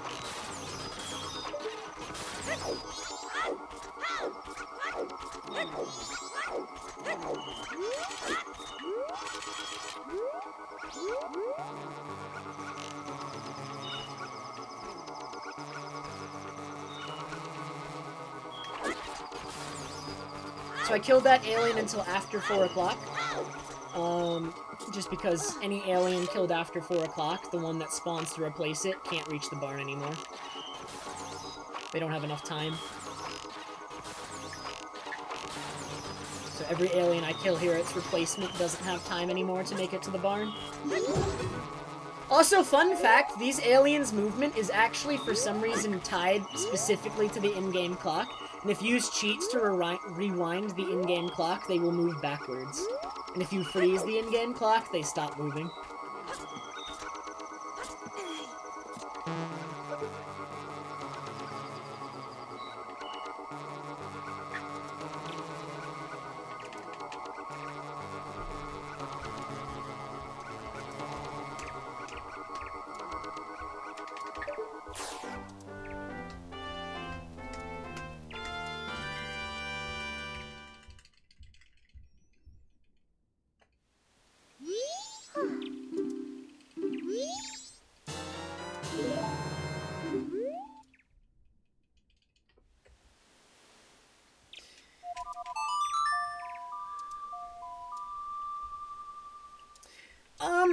Things that move around in Clocktown, a lot of them when you rewind the clock, some of them behave oddly. Like, some of them will freeze when you start rewinding the clock, and then when you're rewinding the clock and past, like, a timestamp where they're supposed to be doing something other than, like, just moving, they'll, like, teleport to do the action they're supposed to be doing at that time. The behavior is weird, and I don't understand it. The aliens just smoothly move with the clock. I hate this slope. This slope sucks.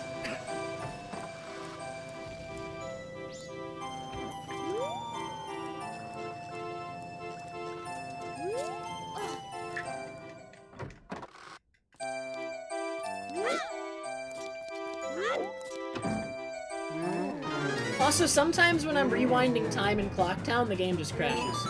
So, that's a thing as well. The game, with some NPCs, does not like you messing with the time in a way you're not supposed to.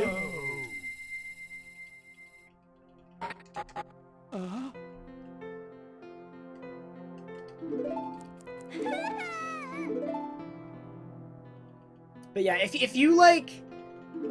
Postman actually has, like, a maximum speed, and if you accelerate the clock faster than he can move, then he'll move as fast as he can, and then when the in-game time gets to a point where he's, like, supposed to be, like, say, at a mailbox, he'll just teleport to the mailbox.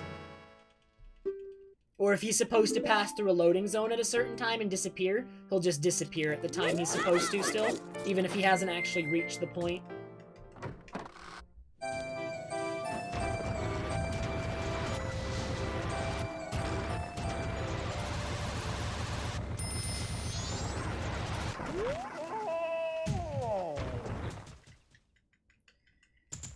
This is really annoying.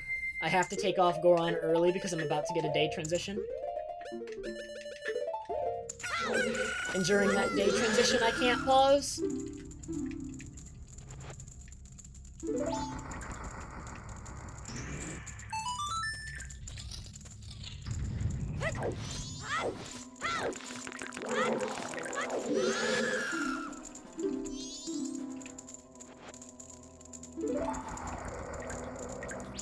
Oh no, don't hit me, don't hit me! Thank you.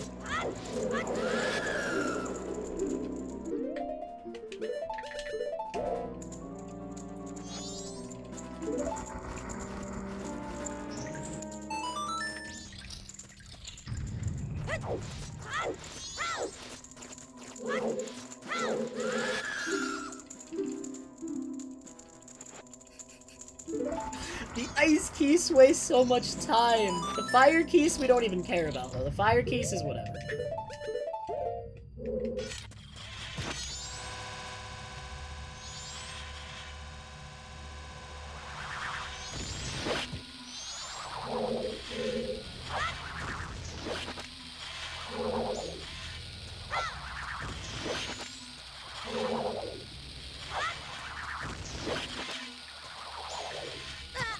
No, dude, that didn't look like I was in range. Sad. Almost a perfect fight. I was trying to manipulate the big post spawn so that on the final hit he'd die next to the door. And it works too, but I got hit.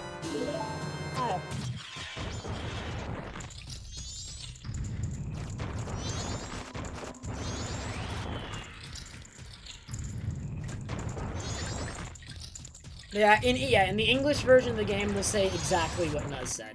They'll all give different hints. They don't tell you exactly what item they want, but they'll all say leave it, and then they'll give you like a hint about what they want.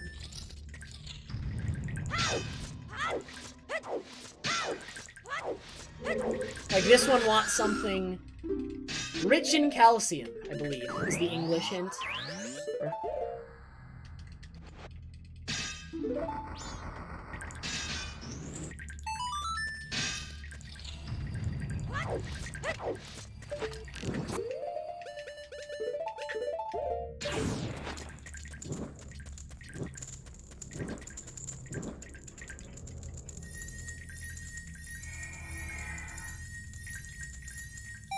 Hey, we're splitting.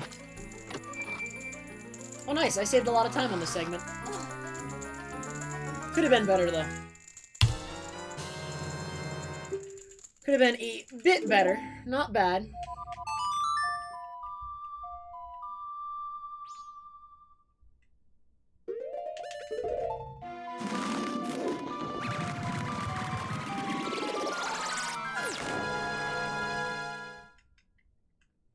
Oh yeah, coming from OT, I could totally see that happening to you, Danny.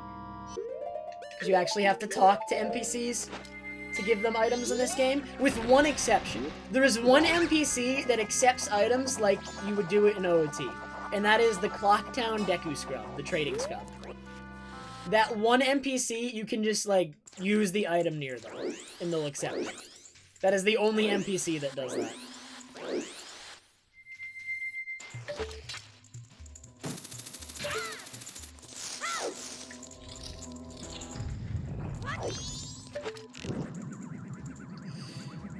Slow aiming. I did grab the extra heart container for Wart, and I will also be getting this temple's heart container, just for Wart.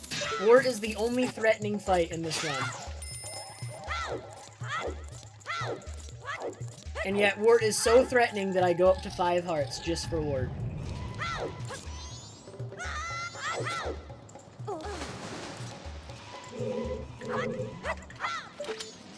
Ah! He baited me, dude. He almost always attacks me, so I was a little bit surprised when he didn't attack me at first, but then he came after me anyway.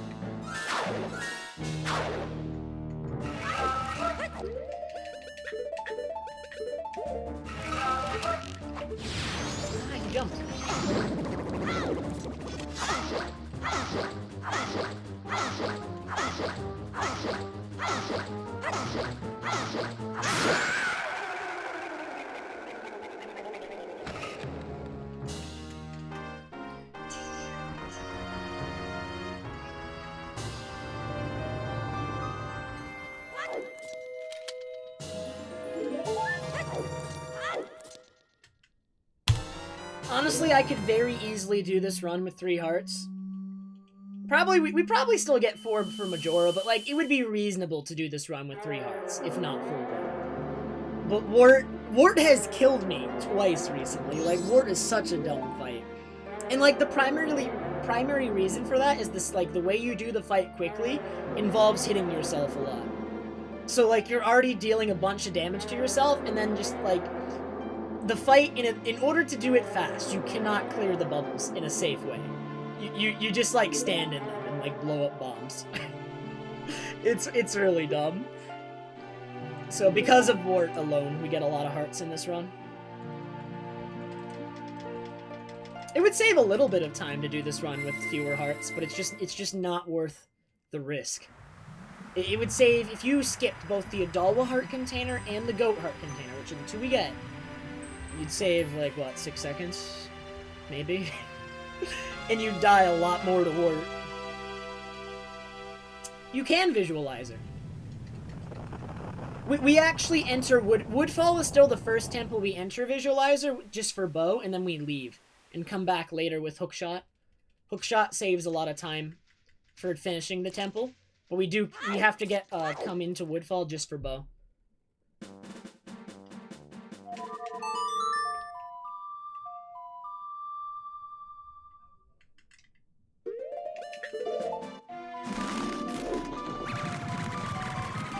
Yeah, you can do any temple in any order.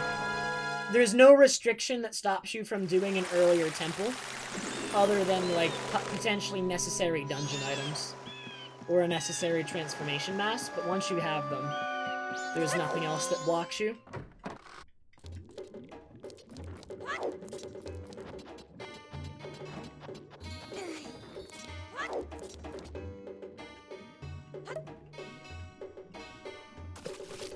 Yep.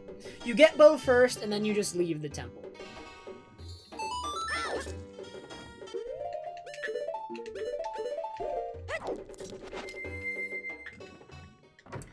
Biggest challenges of this category besides Wart, the entirety of Great Bay Temple. We're coming up to Great Bay Temple in about 15 minutes. It is by far the hardest and most exciting from a viewer perspective part of the run. But so many runs die there. So many runs die there. I'd say Great Bay Temple and the segment we just did are probably the most difficult parts of the run. So that and, like, the segment leading up to Aliens. The beginning of the run and the end of the run tend to be a little bit on the easier side. Stone Tower is a little bit trickier than the beginning of the run, but it doesn't compare at all to Great Bay Temple. It's not even close.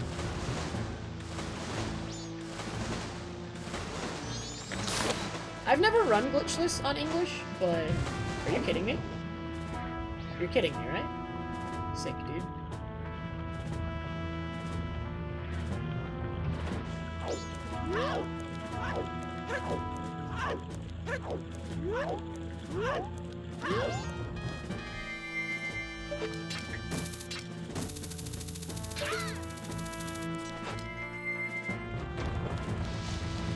Are you asking if I'm gonna do boat jump, Butter? There's no way I do boat jump.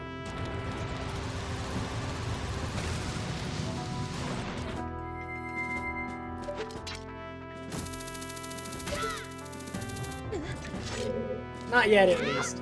I have been considering boat jump and practicing boat jump, but boat jump is so bad.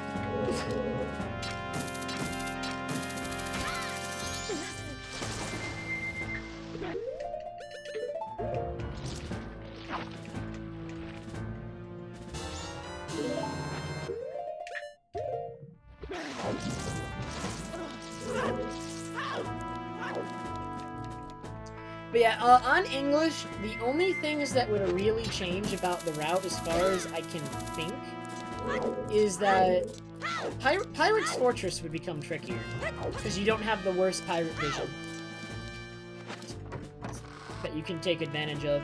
But, like, at the same time, you could just use Bow and Goron and go to the upper room, so you could still do it exactly the same. I believe the route wouldn't have to change. You'd have to do some things differently, but the route would function identically in terms of when you go do things. Yeah, no power crouch stab would change a fight or two, but that's it. Like, you could still do the route in the same order. It would just change the fight. It wouldn't change the route.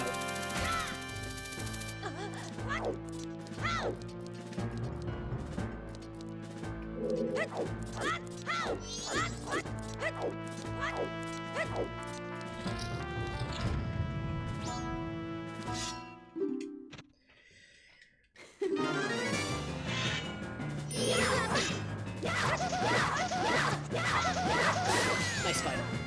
Really good.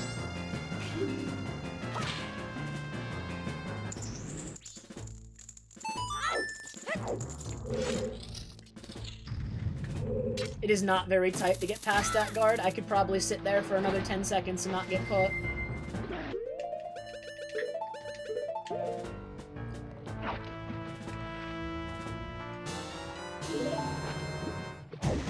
Oh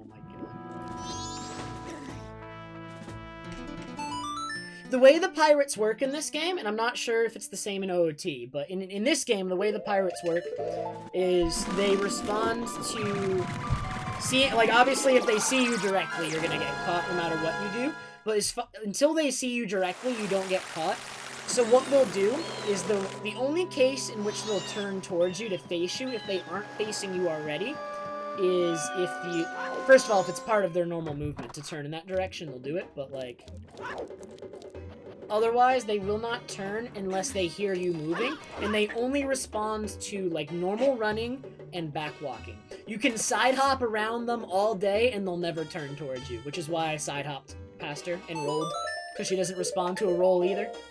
Roll, side hop, back flip, they'll never turn towards you.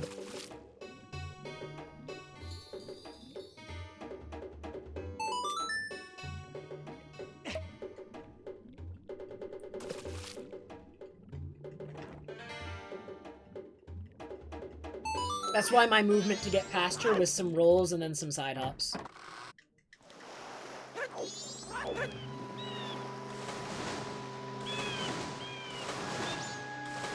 Hey, Kirby.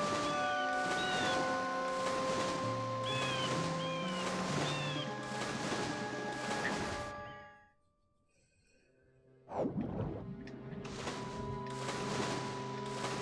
think I'm hitting my second win.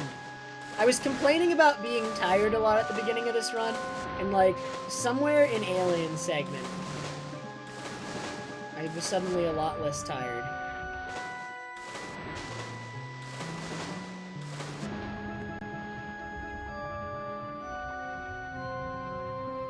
So now I just need to finish this run before I get tired again. Because eventually I will be dead again. It's just a matter of, like, let's go as fast as possible, finish the run before I'm dead.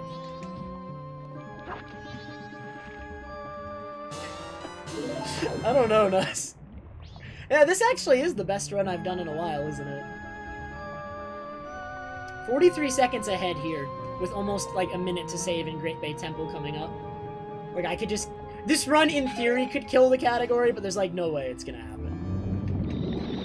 My endgame in my like, the splits I'm running against is so good. It's insane how good my endgame is. So I need to go into endgame with a lead, actually, to PB, I'm pretty sure. Like, in theory, I could match it, but the odds are I do not.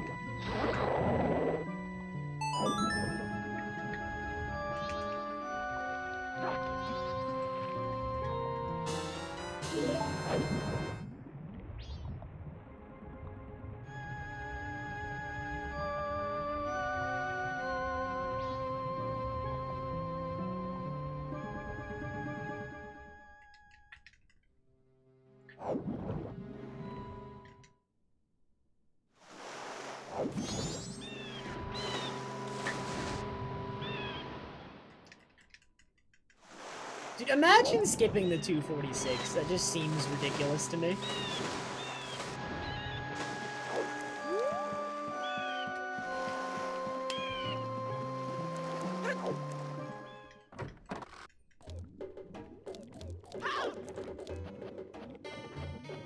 The bottles you get in this category, so you get 3 bottles overall, and the bottles you get are the red potion bottle that you get from the witch in Southern Swamp. You get the gold dust bottle from winning Goron Race, and you get Aliens bottle from Mermani Ranch. You do not get Beaver's bottle, you do not get the Chateau bottle from the Anjou Cafe side quest, and you don't get the Dampe bottle.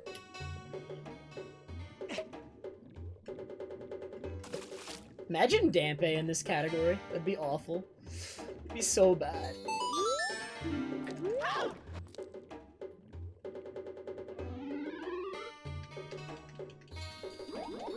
Not only that, but if Dampe was in this category, probably the best time to do it would be when you're already at the, Oh, well, it doesn't make any sense, actually, because the Dampe bottle you can only get on day 3. But in theory, you do it when you were already at Akana Canyon at the graveyard. Which would be during an in-game time segment. Let's route an in-game time segment with Dampe to assume you get good luck. That'd be sick.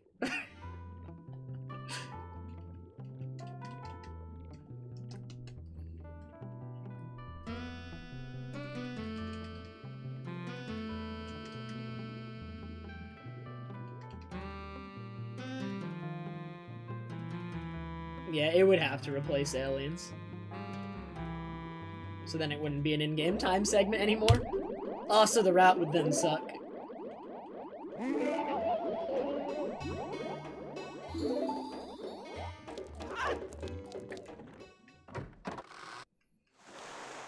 My favorite try-hard route, Danny, is the the one in MM 100%, where you do the item recovery. There's the no backup item recovery route, where you go for item recovery on the letter after giving it to Toilet Hand, and if you fail the item recovery, the run's just dead. That's my favorite one.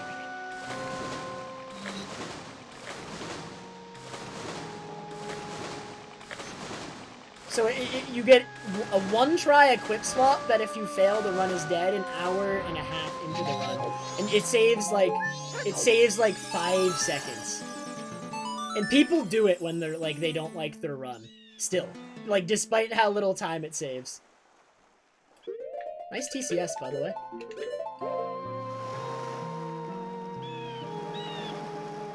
When people do it, they just want their run to die, honestly. That's what they're saying. Like, please, I hate this run, let it be dead.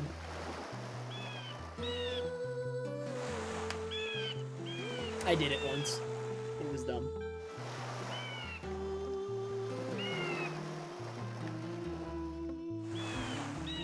Because what happens is you need a piece of paper to give both to Toilet Hand, and you also need to mail the letter.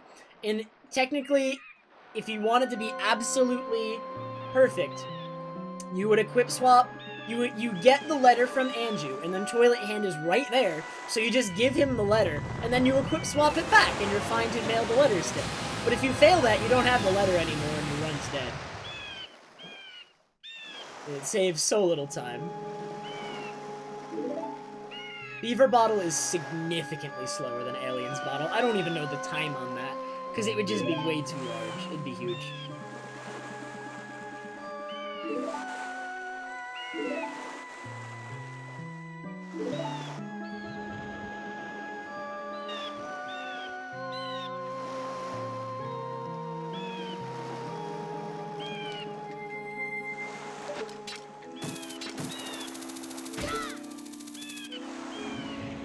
Alright, so my favorite thing to say on this stream is the run all comes down to Great Bay Temple.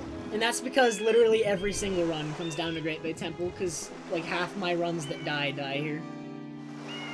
It's the hardest part of the run, but it's also the most visually impressive part of the run. So if I do it well, you will enjoy it, and it will be exciting.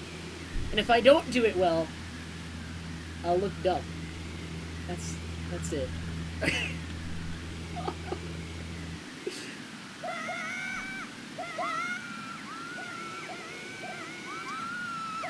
I forgot to learn Swag Yellow Turnkey Butter. I only have medium Swag Yellow Turnkey.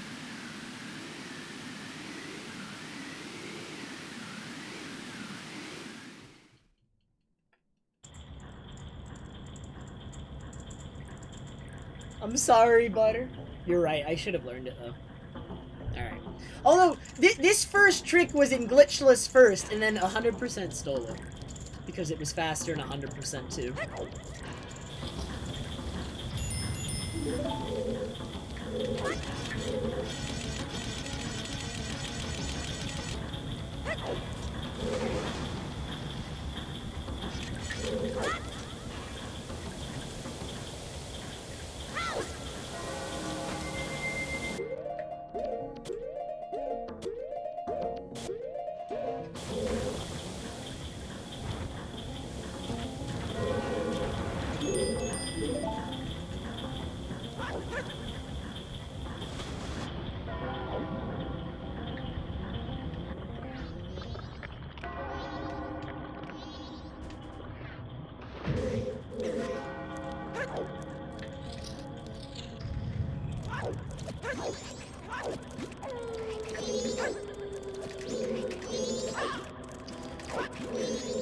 right before he hit me.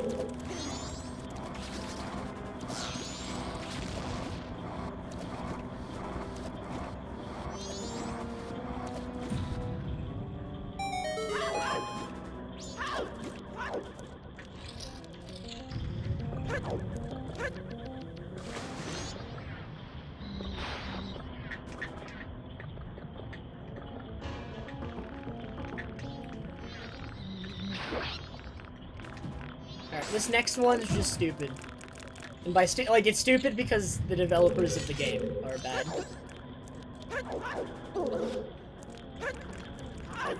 You're supposed to fight a mini-boss to get to this boss key.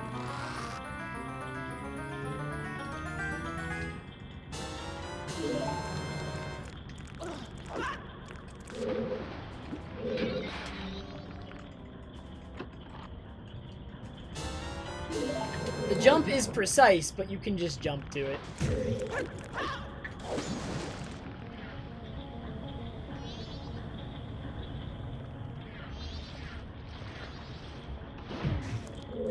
Did they fix that in MM3D? I actually don't even know.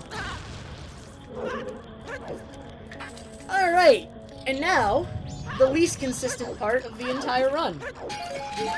And my least favorite part of the run. Because even when you succeed at this fight, it's like so hard to do it quickly. This fight, no matter what, is really, really hard to do quickly, even in the best case. It's so random, it's very hard, it's both random and difficult on your own execution. You can actually double hit this guy with bombs, and the timing is extremely precise. It sucks, I hate it. His first eye open is guaranteed though at a certain time, so I'll time a bomb. So he'll open his eye right before this explodes. So I don't even know if that double hit. He'll make 2 damage sounds, but sometimes it doesn't actually work, even if he does that. You'll see in a sec. It did work, and that one may have... Okay, if I got both double hits, he's 1 hit from dead, and this fight could be really fast. Oh my god! Alright, this is the run.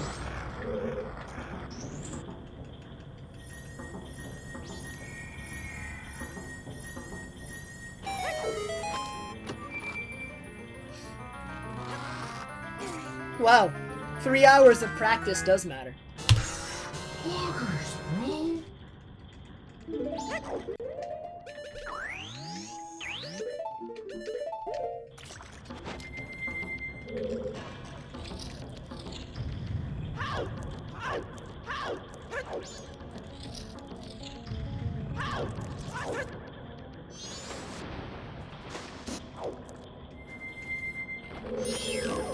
I got both double hits, and got his first eye cycle when he was knocked down.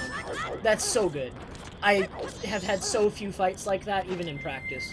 Even in practice. Like, even in my best case in practice. I don't get many runs like, or like many fights like that.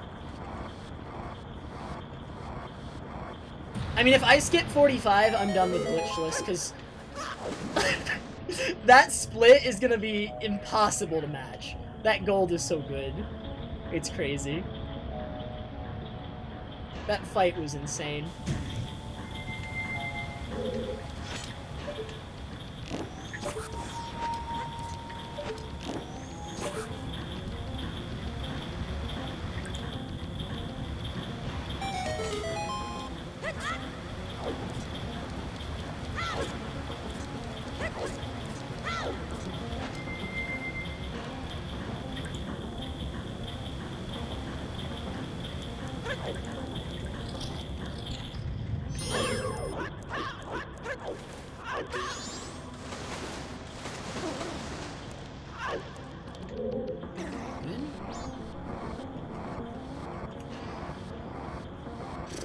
Holy heck, dude.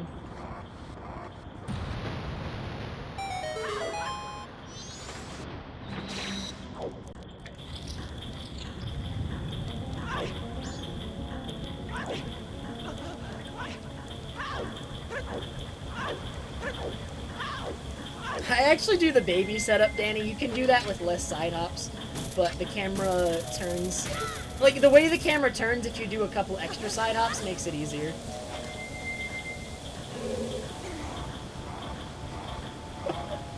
This temple is greatly bae right now, so far.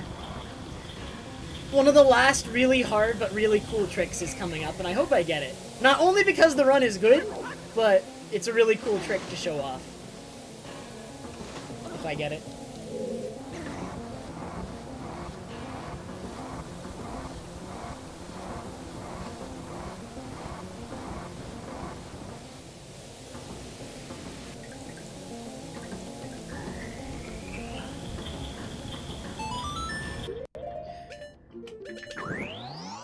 Alright, so the next cool trick right here, not the most difficult trick in the temple, up there. So let's see if we can get this one. I'm sure Danny already knows this one, though. So let's just get it.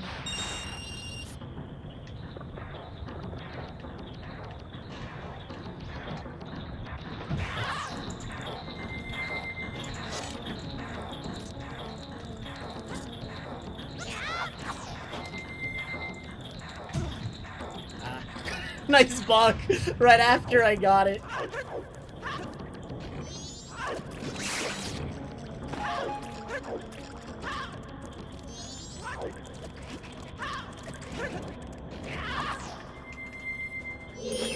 What? I've never targeted that guy before going for the shot.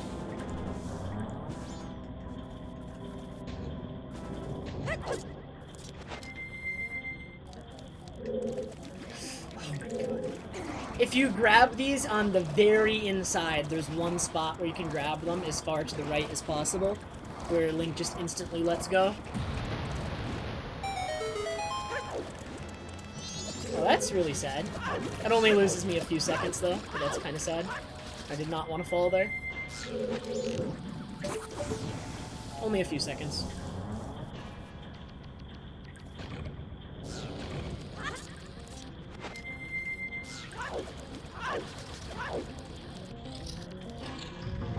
I really didn't want to have to fire that extra fire arrow, but I still have enough magic.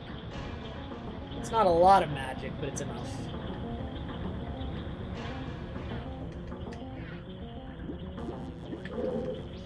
Well, me falling there was probably the biggest mistake in this entire temple.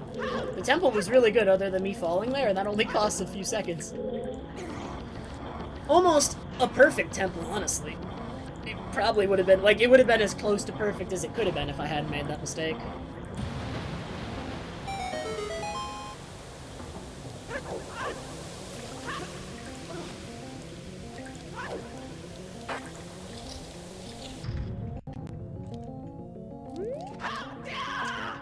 Not even the instant jump slash, dude. What a noob.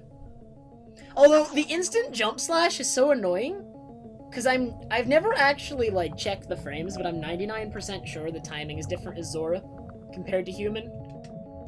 So, like, I always get the human instant jump slash into the Adalwa fight, and I never get it into Georg as Zora.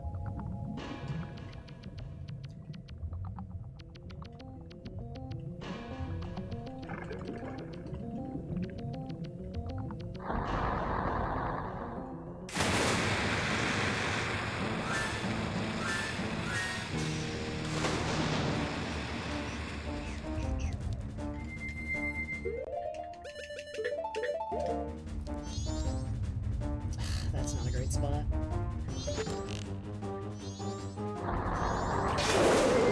You don't want him to approach the platform too much at an angle, but this is a pretty steep angle.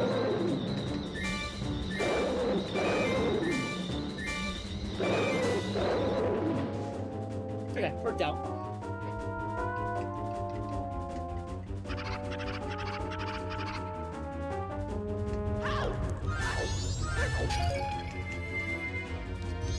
So you want something like this is perfect. This is easy. Just straight into the platform.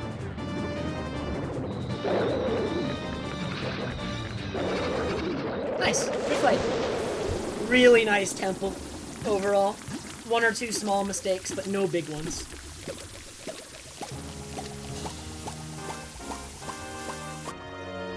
actually, 3.5 hearts, very nice amount of health to come out of this with.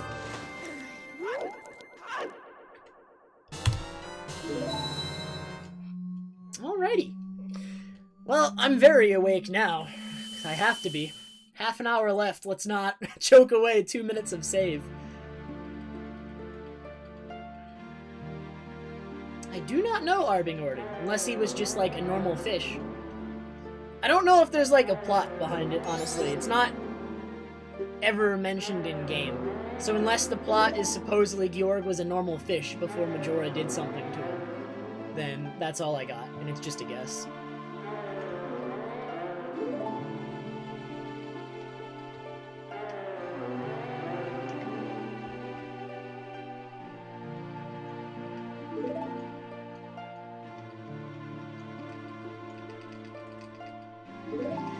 Alright. Stone Tower Temple, not the hardest part of the run. Not the easiest. I call it, I put it squarely in the middle in terms of difficulty. So if I'm on, like, I expect to lose time, though, in Stone Tower, because everything from now on is, like, yeah, all, my final four, or my, okay, the 3 Stone Tower splits are all gold splits.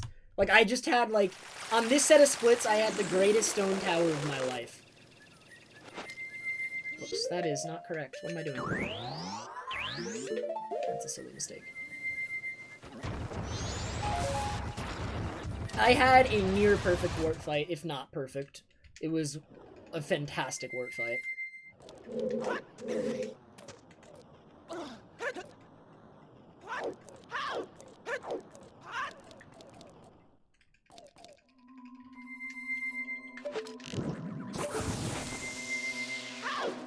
Welcome back, Mace.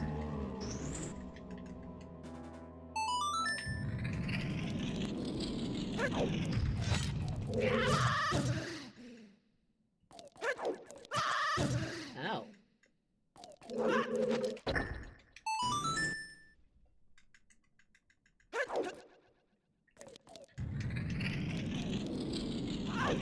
Oh, what the heck, Mace? I swear you were here earlier, Mace.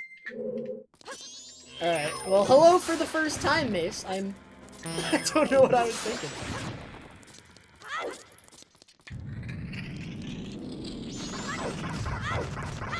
Tell Mace a bedtime story? The bedtime story doesn't conclude until this run's done. This run is the bedtime story.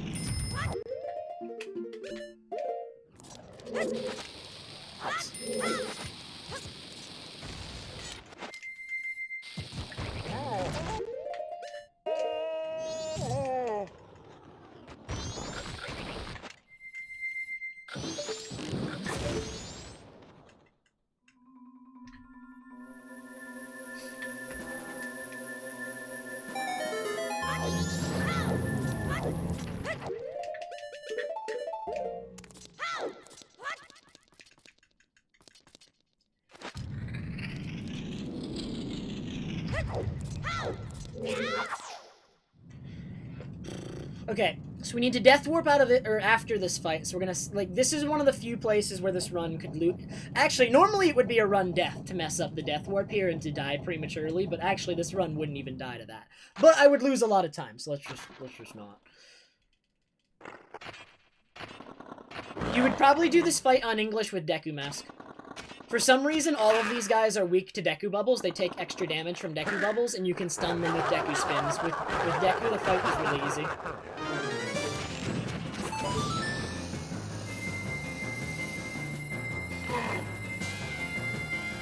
So I want to get hit at least once by Egos after these guys. I don't want to get hit by these guys. Okay, well, I did get hit by them. So that's nice. So now I want to get hit exactly once by Egos and no more.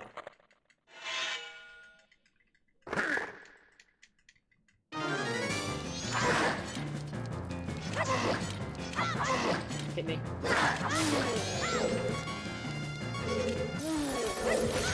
Perfect. There you go. There's a death warp right afterwards.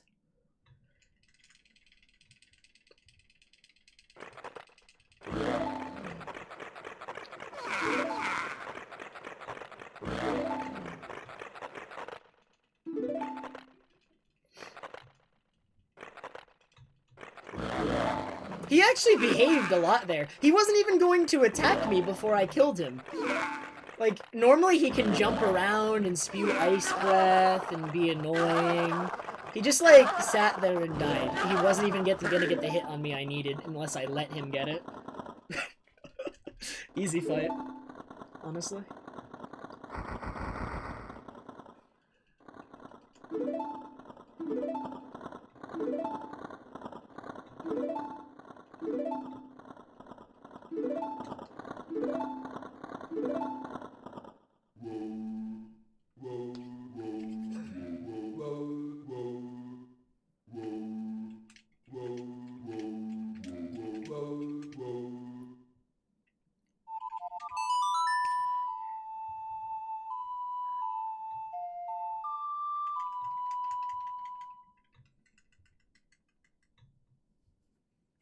Yeah, but Ganon can play the piano, dude, or like the organ even, so like, I don't know.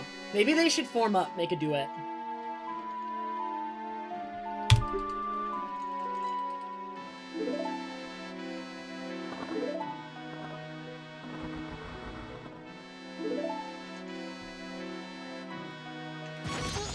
Ow.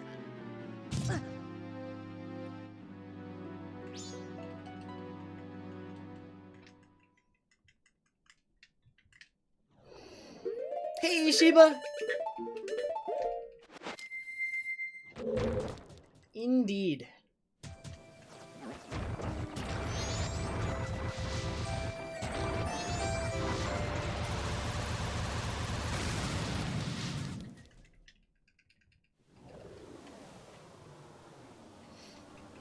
Alright. Stone Tower time.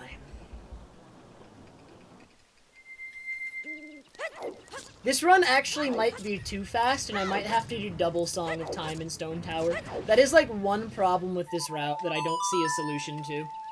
Is that I am so fast, and the in-game time is so early, I might have to play 2 Song of Double Times instead of 1 to get it to where it needs to be.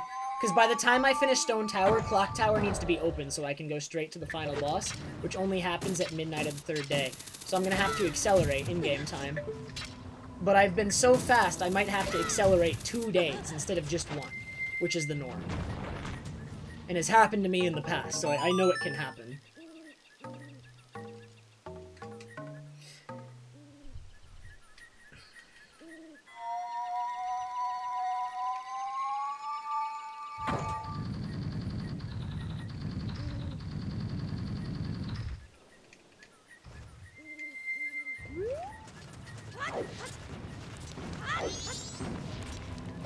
He's gonna attack me.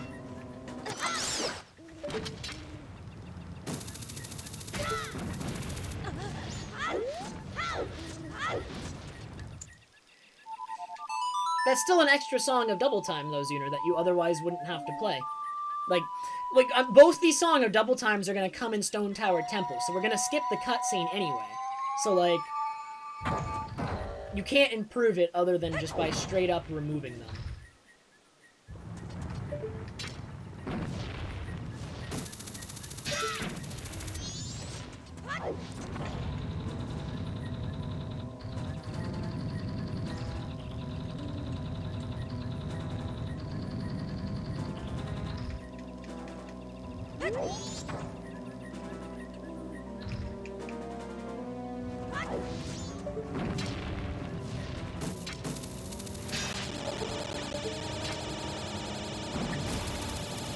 This is a slow tower ascent. I'm missing hook shots.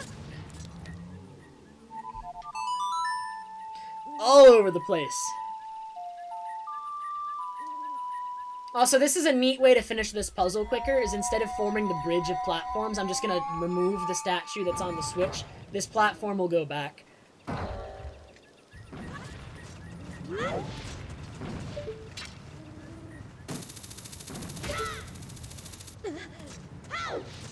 And I'm gonna do the same thing here.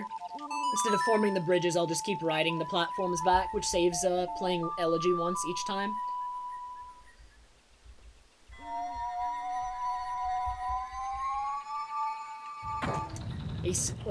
A solution to the puzzle that could easily be fixed by just not allowing Elegy on top of one of these blocks, but, you know.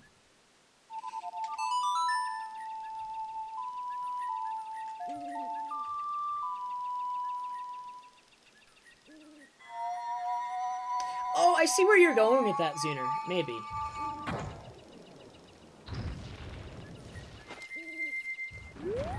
I have my... Nice. I have my doubts, but it's possible.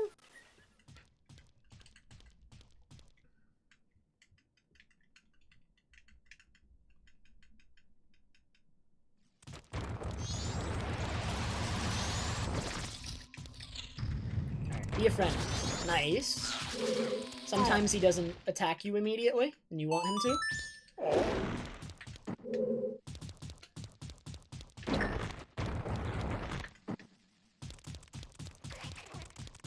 Yeah, there's no way to avoid the additional Song of Double Time. It's not gonna hit day 3 soon enough. I have to play it just to skip through an extra hour. There's nothing I can do. I was too fast. I mean, there is something I could do. I could be slower, and I wouldn't have to play it, but not ideal.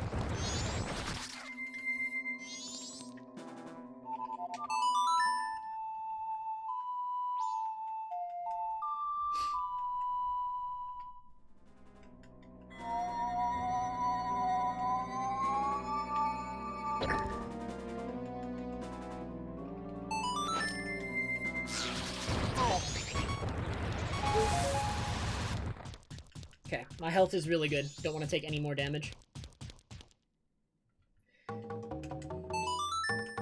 2 Song of Double Times now.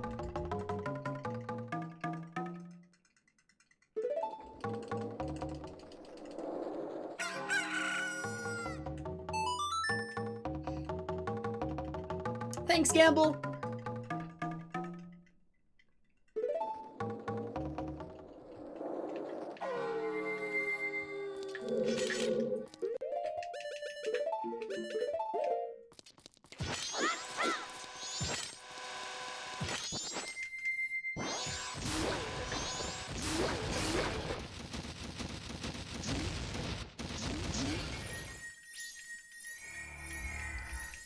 No, I could even still lose this run. We don't, like, I'm not to try and be pessimistic, I'm just saying, like, I still need to focus. It's not a guaranteed thing, ever.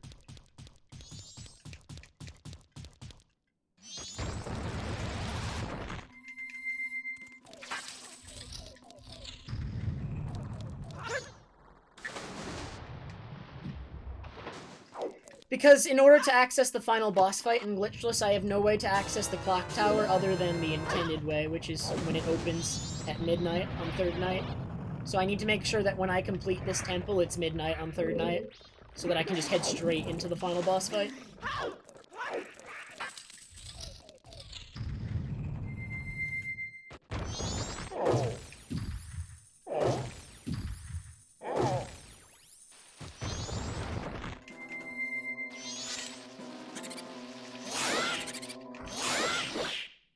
Also, this room sucks.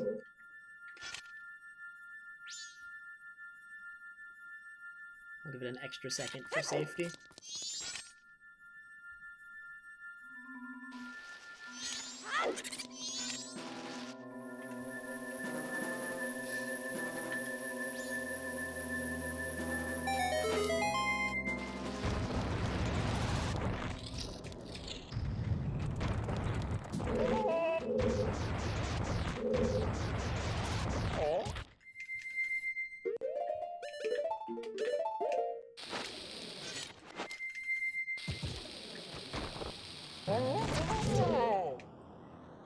Ooh, my health's weird. I have 1 3/8 of a heart.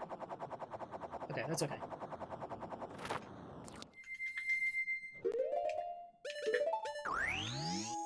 It's not.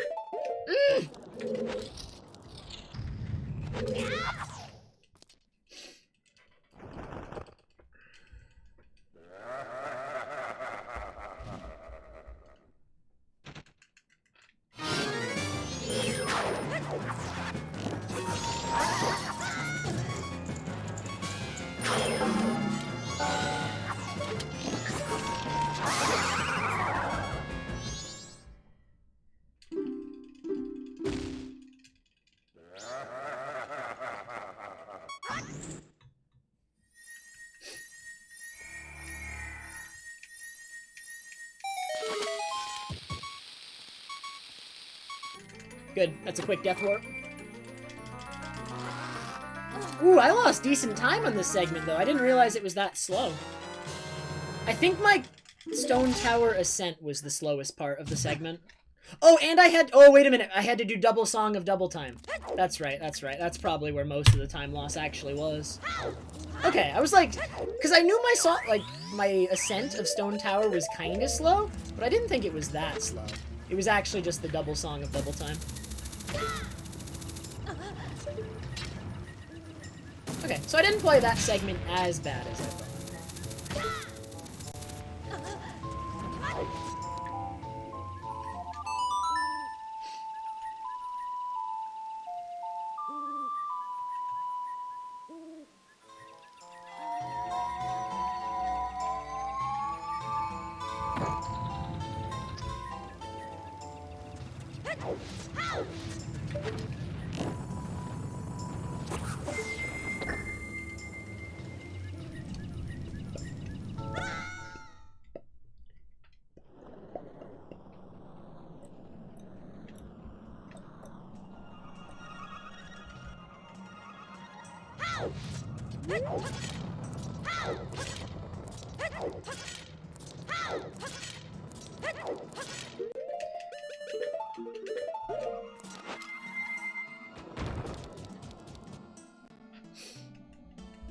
So, I don't know how much time I'm going to lose on the upcoming segments, but both the segments of Enter Twin Mold and Rockville Temple Out are two of my best instances of those segments ever. So, potential time loss on both to be had.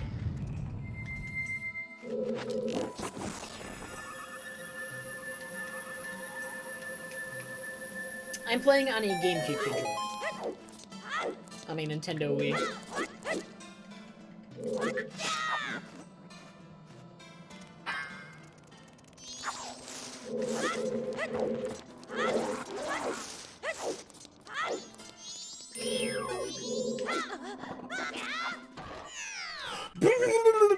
Okay.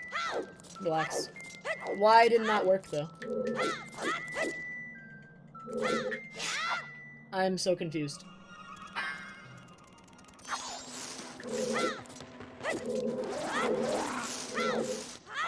Ah, it's probably 20 seconds. There we go.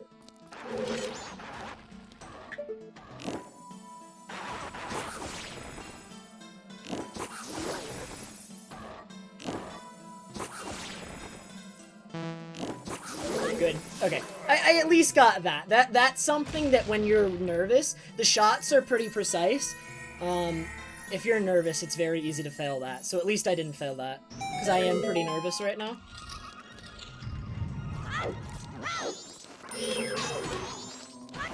I am playing the Wii Virtual Console release of the game.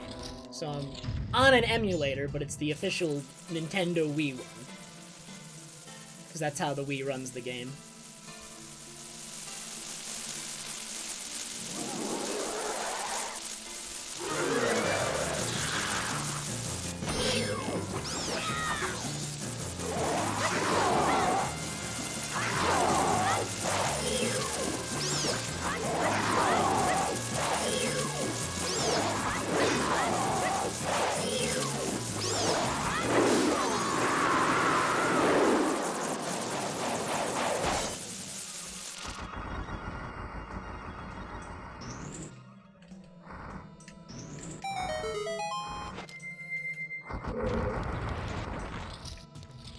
Yeah, normally I'm okay to explain it, Blago, but I'm on a very good run right now. I'm a little bit more focused than normal, so I apologize. Or I'm a little bit more nervous. I wouldn't say I'm more focused. I normally try to focus all the time, but like, you know what I mean. I'm nervous. It's harder for me to focus.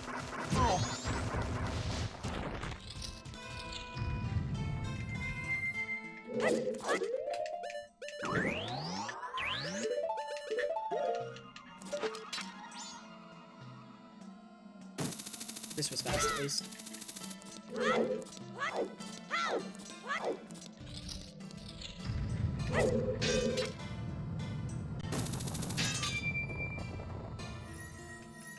Okay, losing a little bit of time on this segment, almost certainly because of what happened where I fell that one time.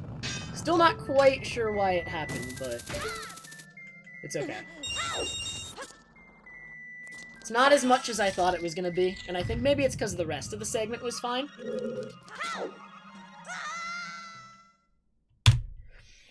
But now I'm playing this.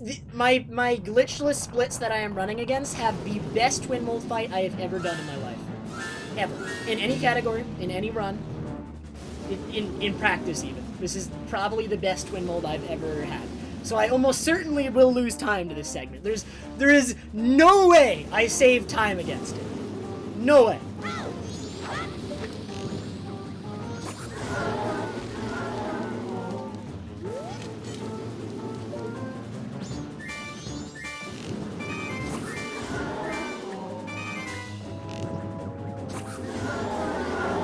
Already that blue was slow in the splits I'm running against.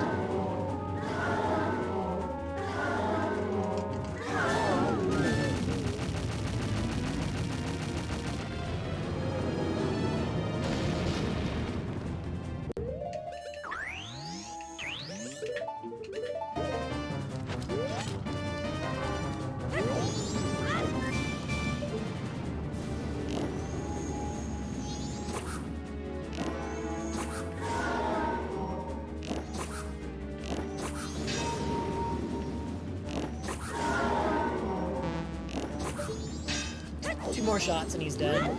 Bad. Dude, you blocked my shot. Okay, not the worst fight in the world.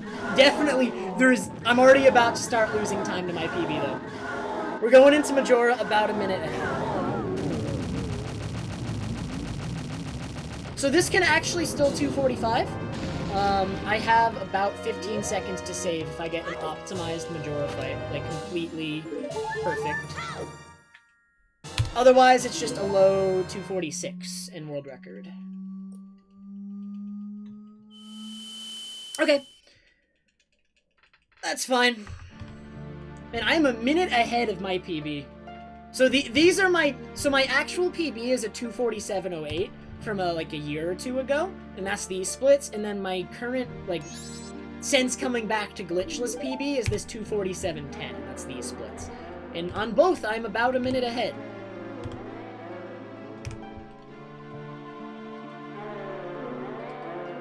Yeah, but my Majora Gold is not optimized, Link. So if I get a better Majora Gold, which does require some good luck, it could be a 245.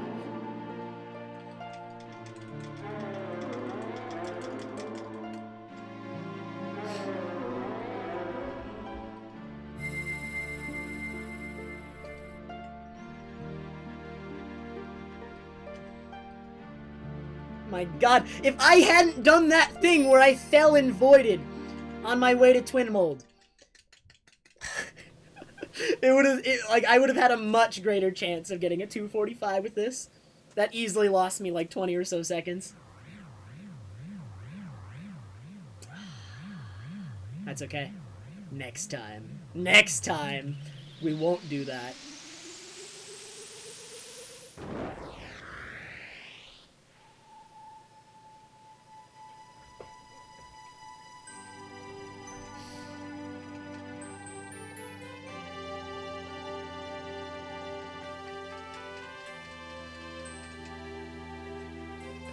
You know my strat, Melon. Don't share it with other speedrunners.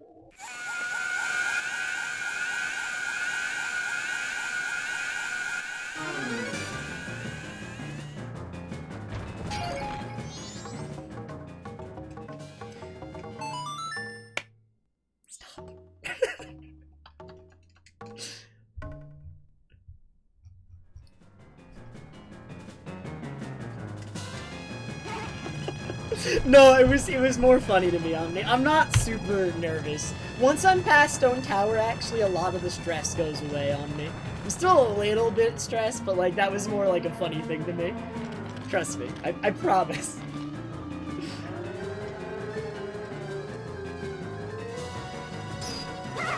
It doesn't stress me more to make that mistake, it more annoys me. It is very annoying to make that mistake.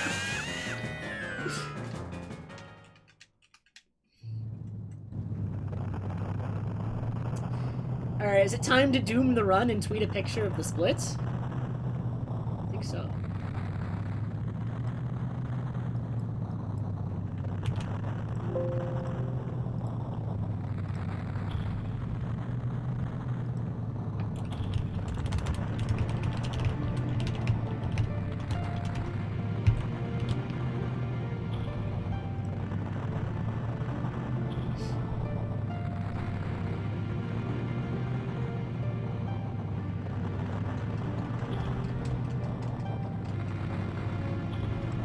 I already did it, it's too late.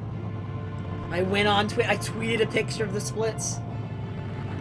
The madman! The run is doomed now.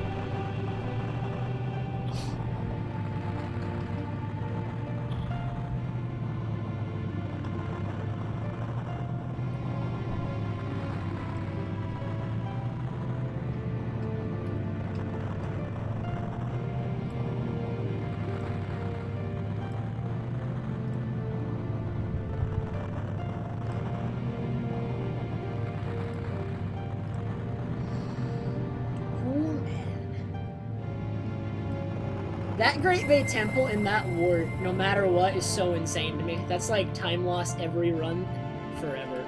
Like every time I run against these splits, that's just time loss forever.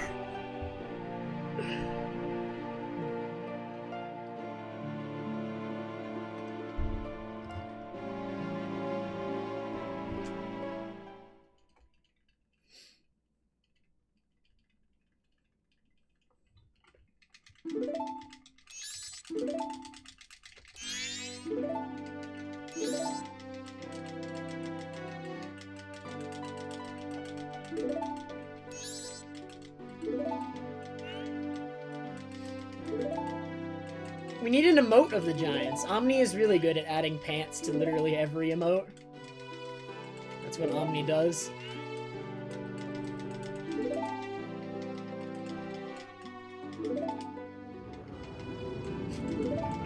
Hey, no.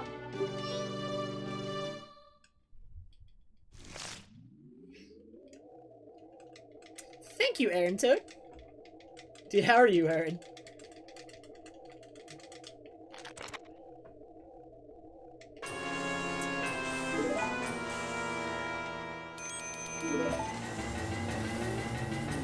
Nice, Aaron. You and half my mods, Aaron.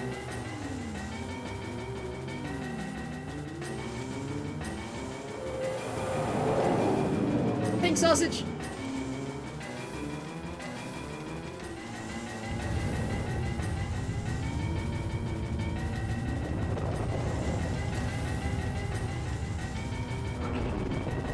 I think you were tonight, Omni.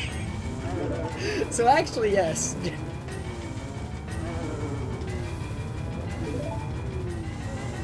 The other half was Mace, because Cha-Cha wasn't here yet.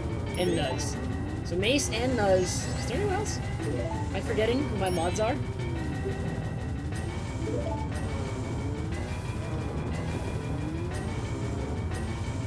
Mace showed up halfway through the run, though. So for half the run, it was half, because it was Omni and Nuz. So...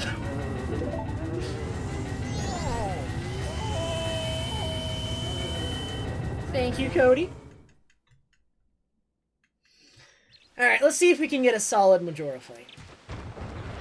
Let us find out what Majora has in store.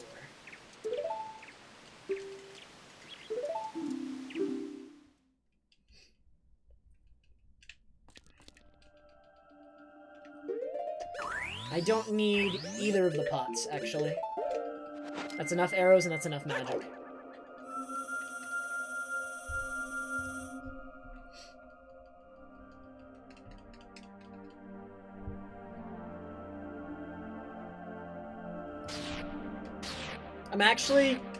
I already did something stupid. I normally slash into this fight so that Zora's fins are already out.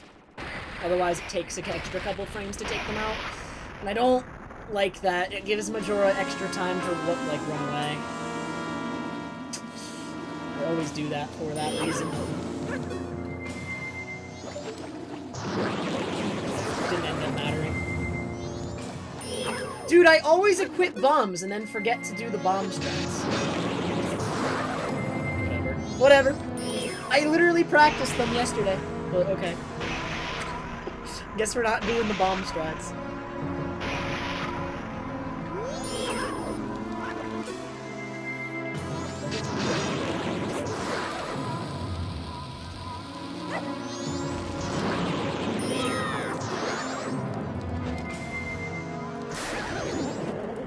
Okay, I did one of the bomb cycles. You're normally supposed to do that twice. I did it once.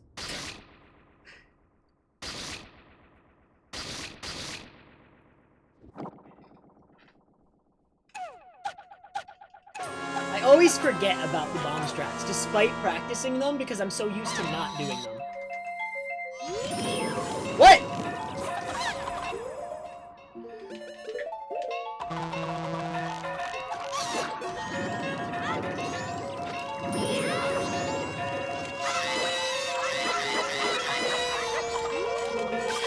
This cannot 245 anymore?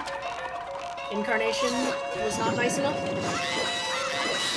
It can still world record, though. It can't 245 without, like, a near-perfect incarnation, though. No 245 for me, but still potentially a low 246. Let's go.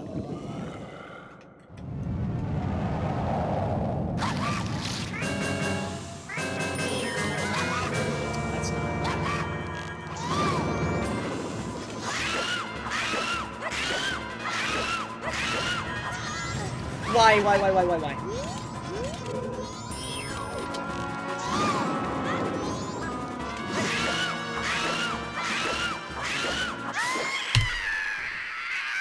Oh my god, that was a terrible Majora fight. I even got sniped by one at the end. Still very close world record. Very, very close at the end. Oh man. That is a world record by 3 seconds. No, we didn't need the pots. The pots only have magic and arrows in them. I didn't run out of either. Or I ran out of magic, but you want to run out of magic. It is better to run out of magic. So, trust me, that's how the fight is supposed to go. Except for the, Dude, I can't believe that remain shot hit me. Oh, that's so annoying. It nearly cost me it. Really bad Majora fight. Really bad Majora fight. My goal is 245, sausage. So we're gonna need to work at it a little bit more for the 245. But 245 is my goal.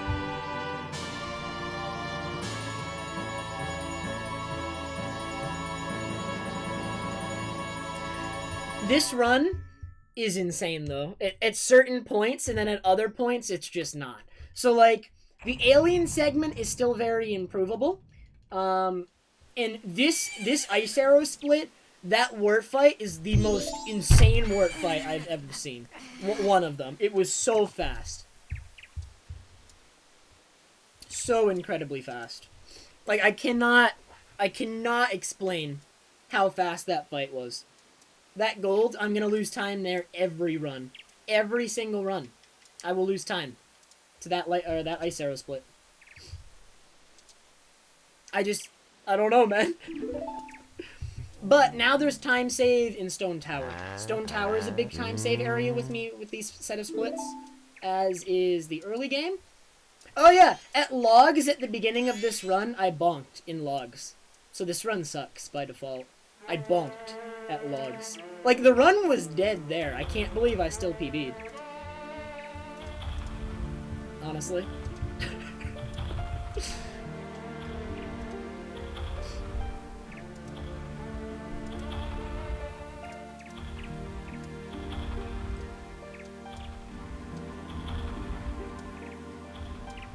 Imagine continuing a run that bonks at logs. Truly upsetting.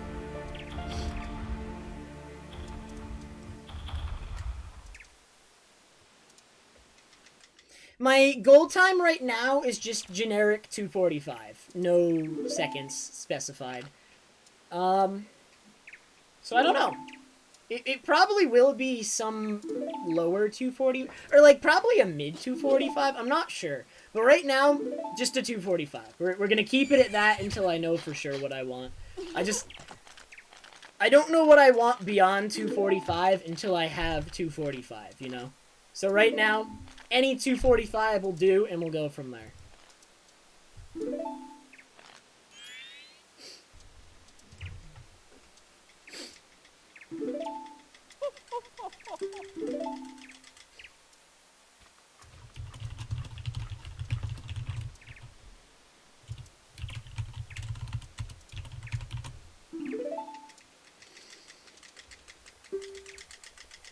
Alright, how just excessive can I be with this tweet?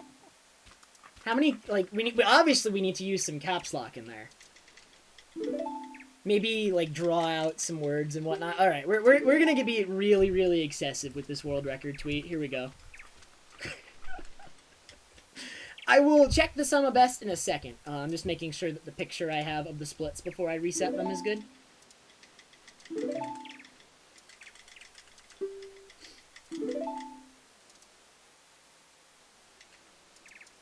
So I'm gonna get through all this text, and then we'll reset the split, see what the sum of best is, and go from there.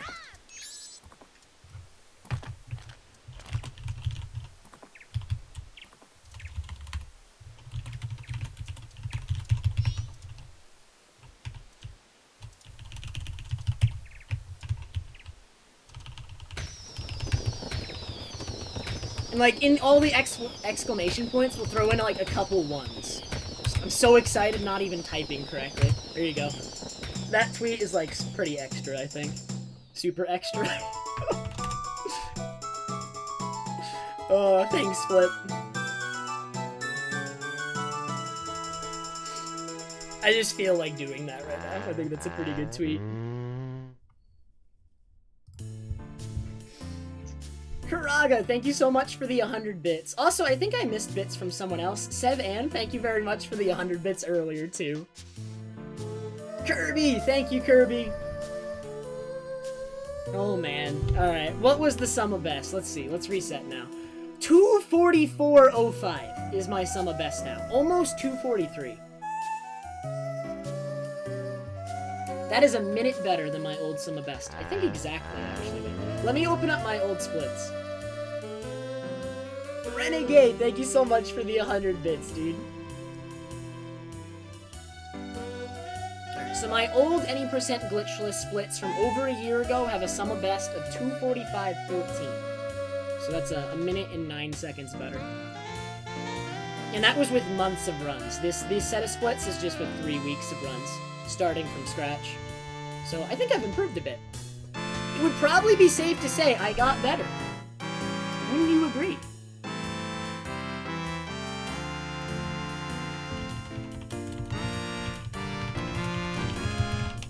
Alright, so now the question becomes, who are we rating?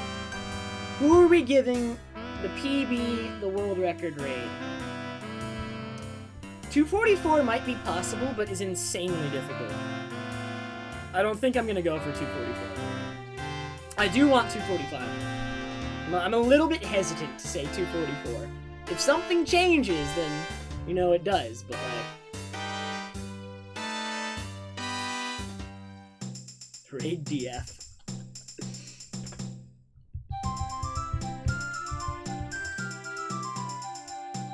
Dude, we might have to raid Chaotic Ace.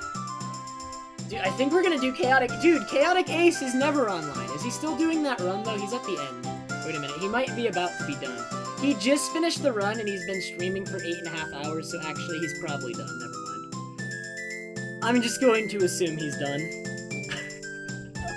He finished a run 8.5 hours into a stream. I can't imagine him doing another. Maybe I should just ask him. Should we just ask Ace if he's doing another run? Wait, here we go. Hey, Ace, are you doing another run? Question mark? I have no audio.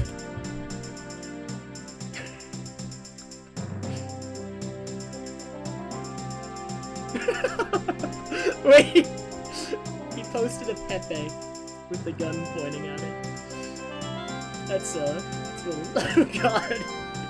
He said I'm thinking about it. Alright, he said he's thinking about it. So you know who the raid target... Alright, guys. Raid target is Chaotic Ace, and if you've never seen my raids before, the raid message is whatever emote you want on either side of the time. So I will post you an example with Oh My Dog. And you can replace the Oh My Dogs with whatever emote you want. Get creative. Spam him a lot. I want to see a bunch of different emotes. But choose whatever emote you want, and the format is like this.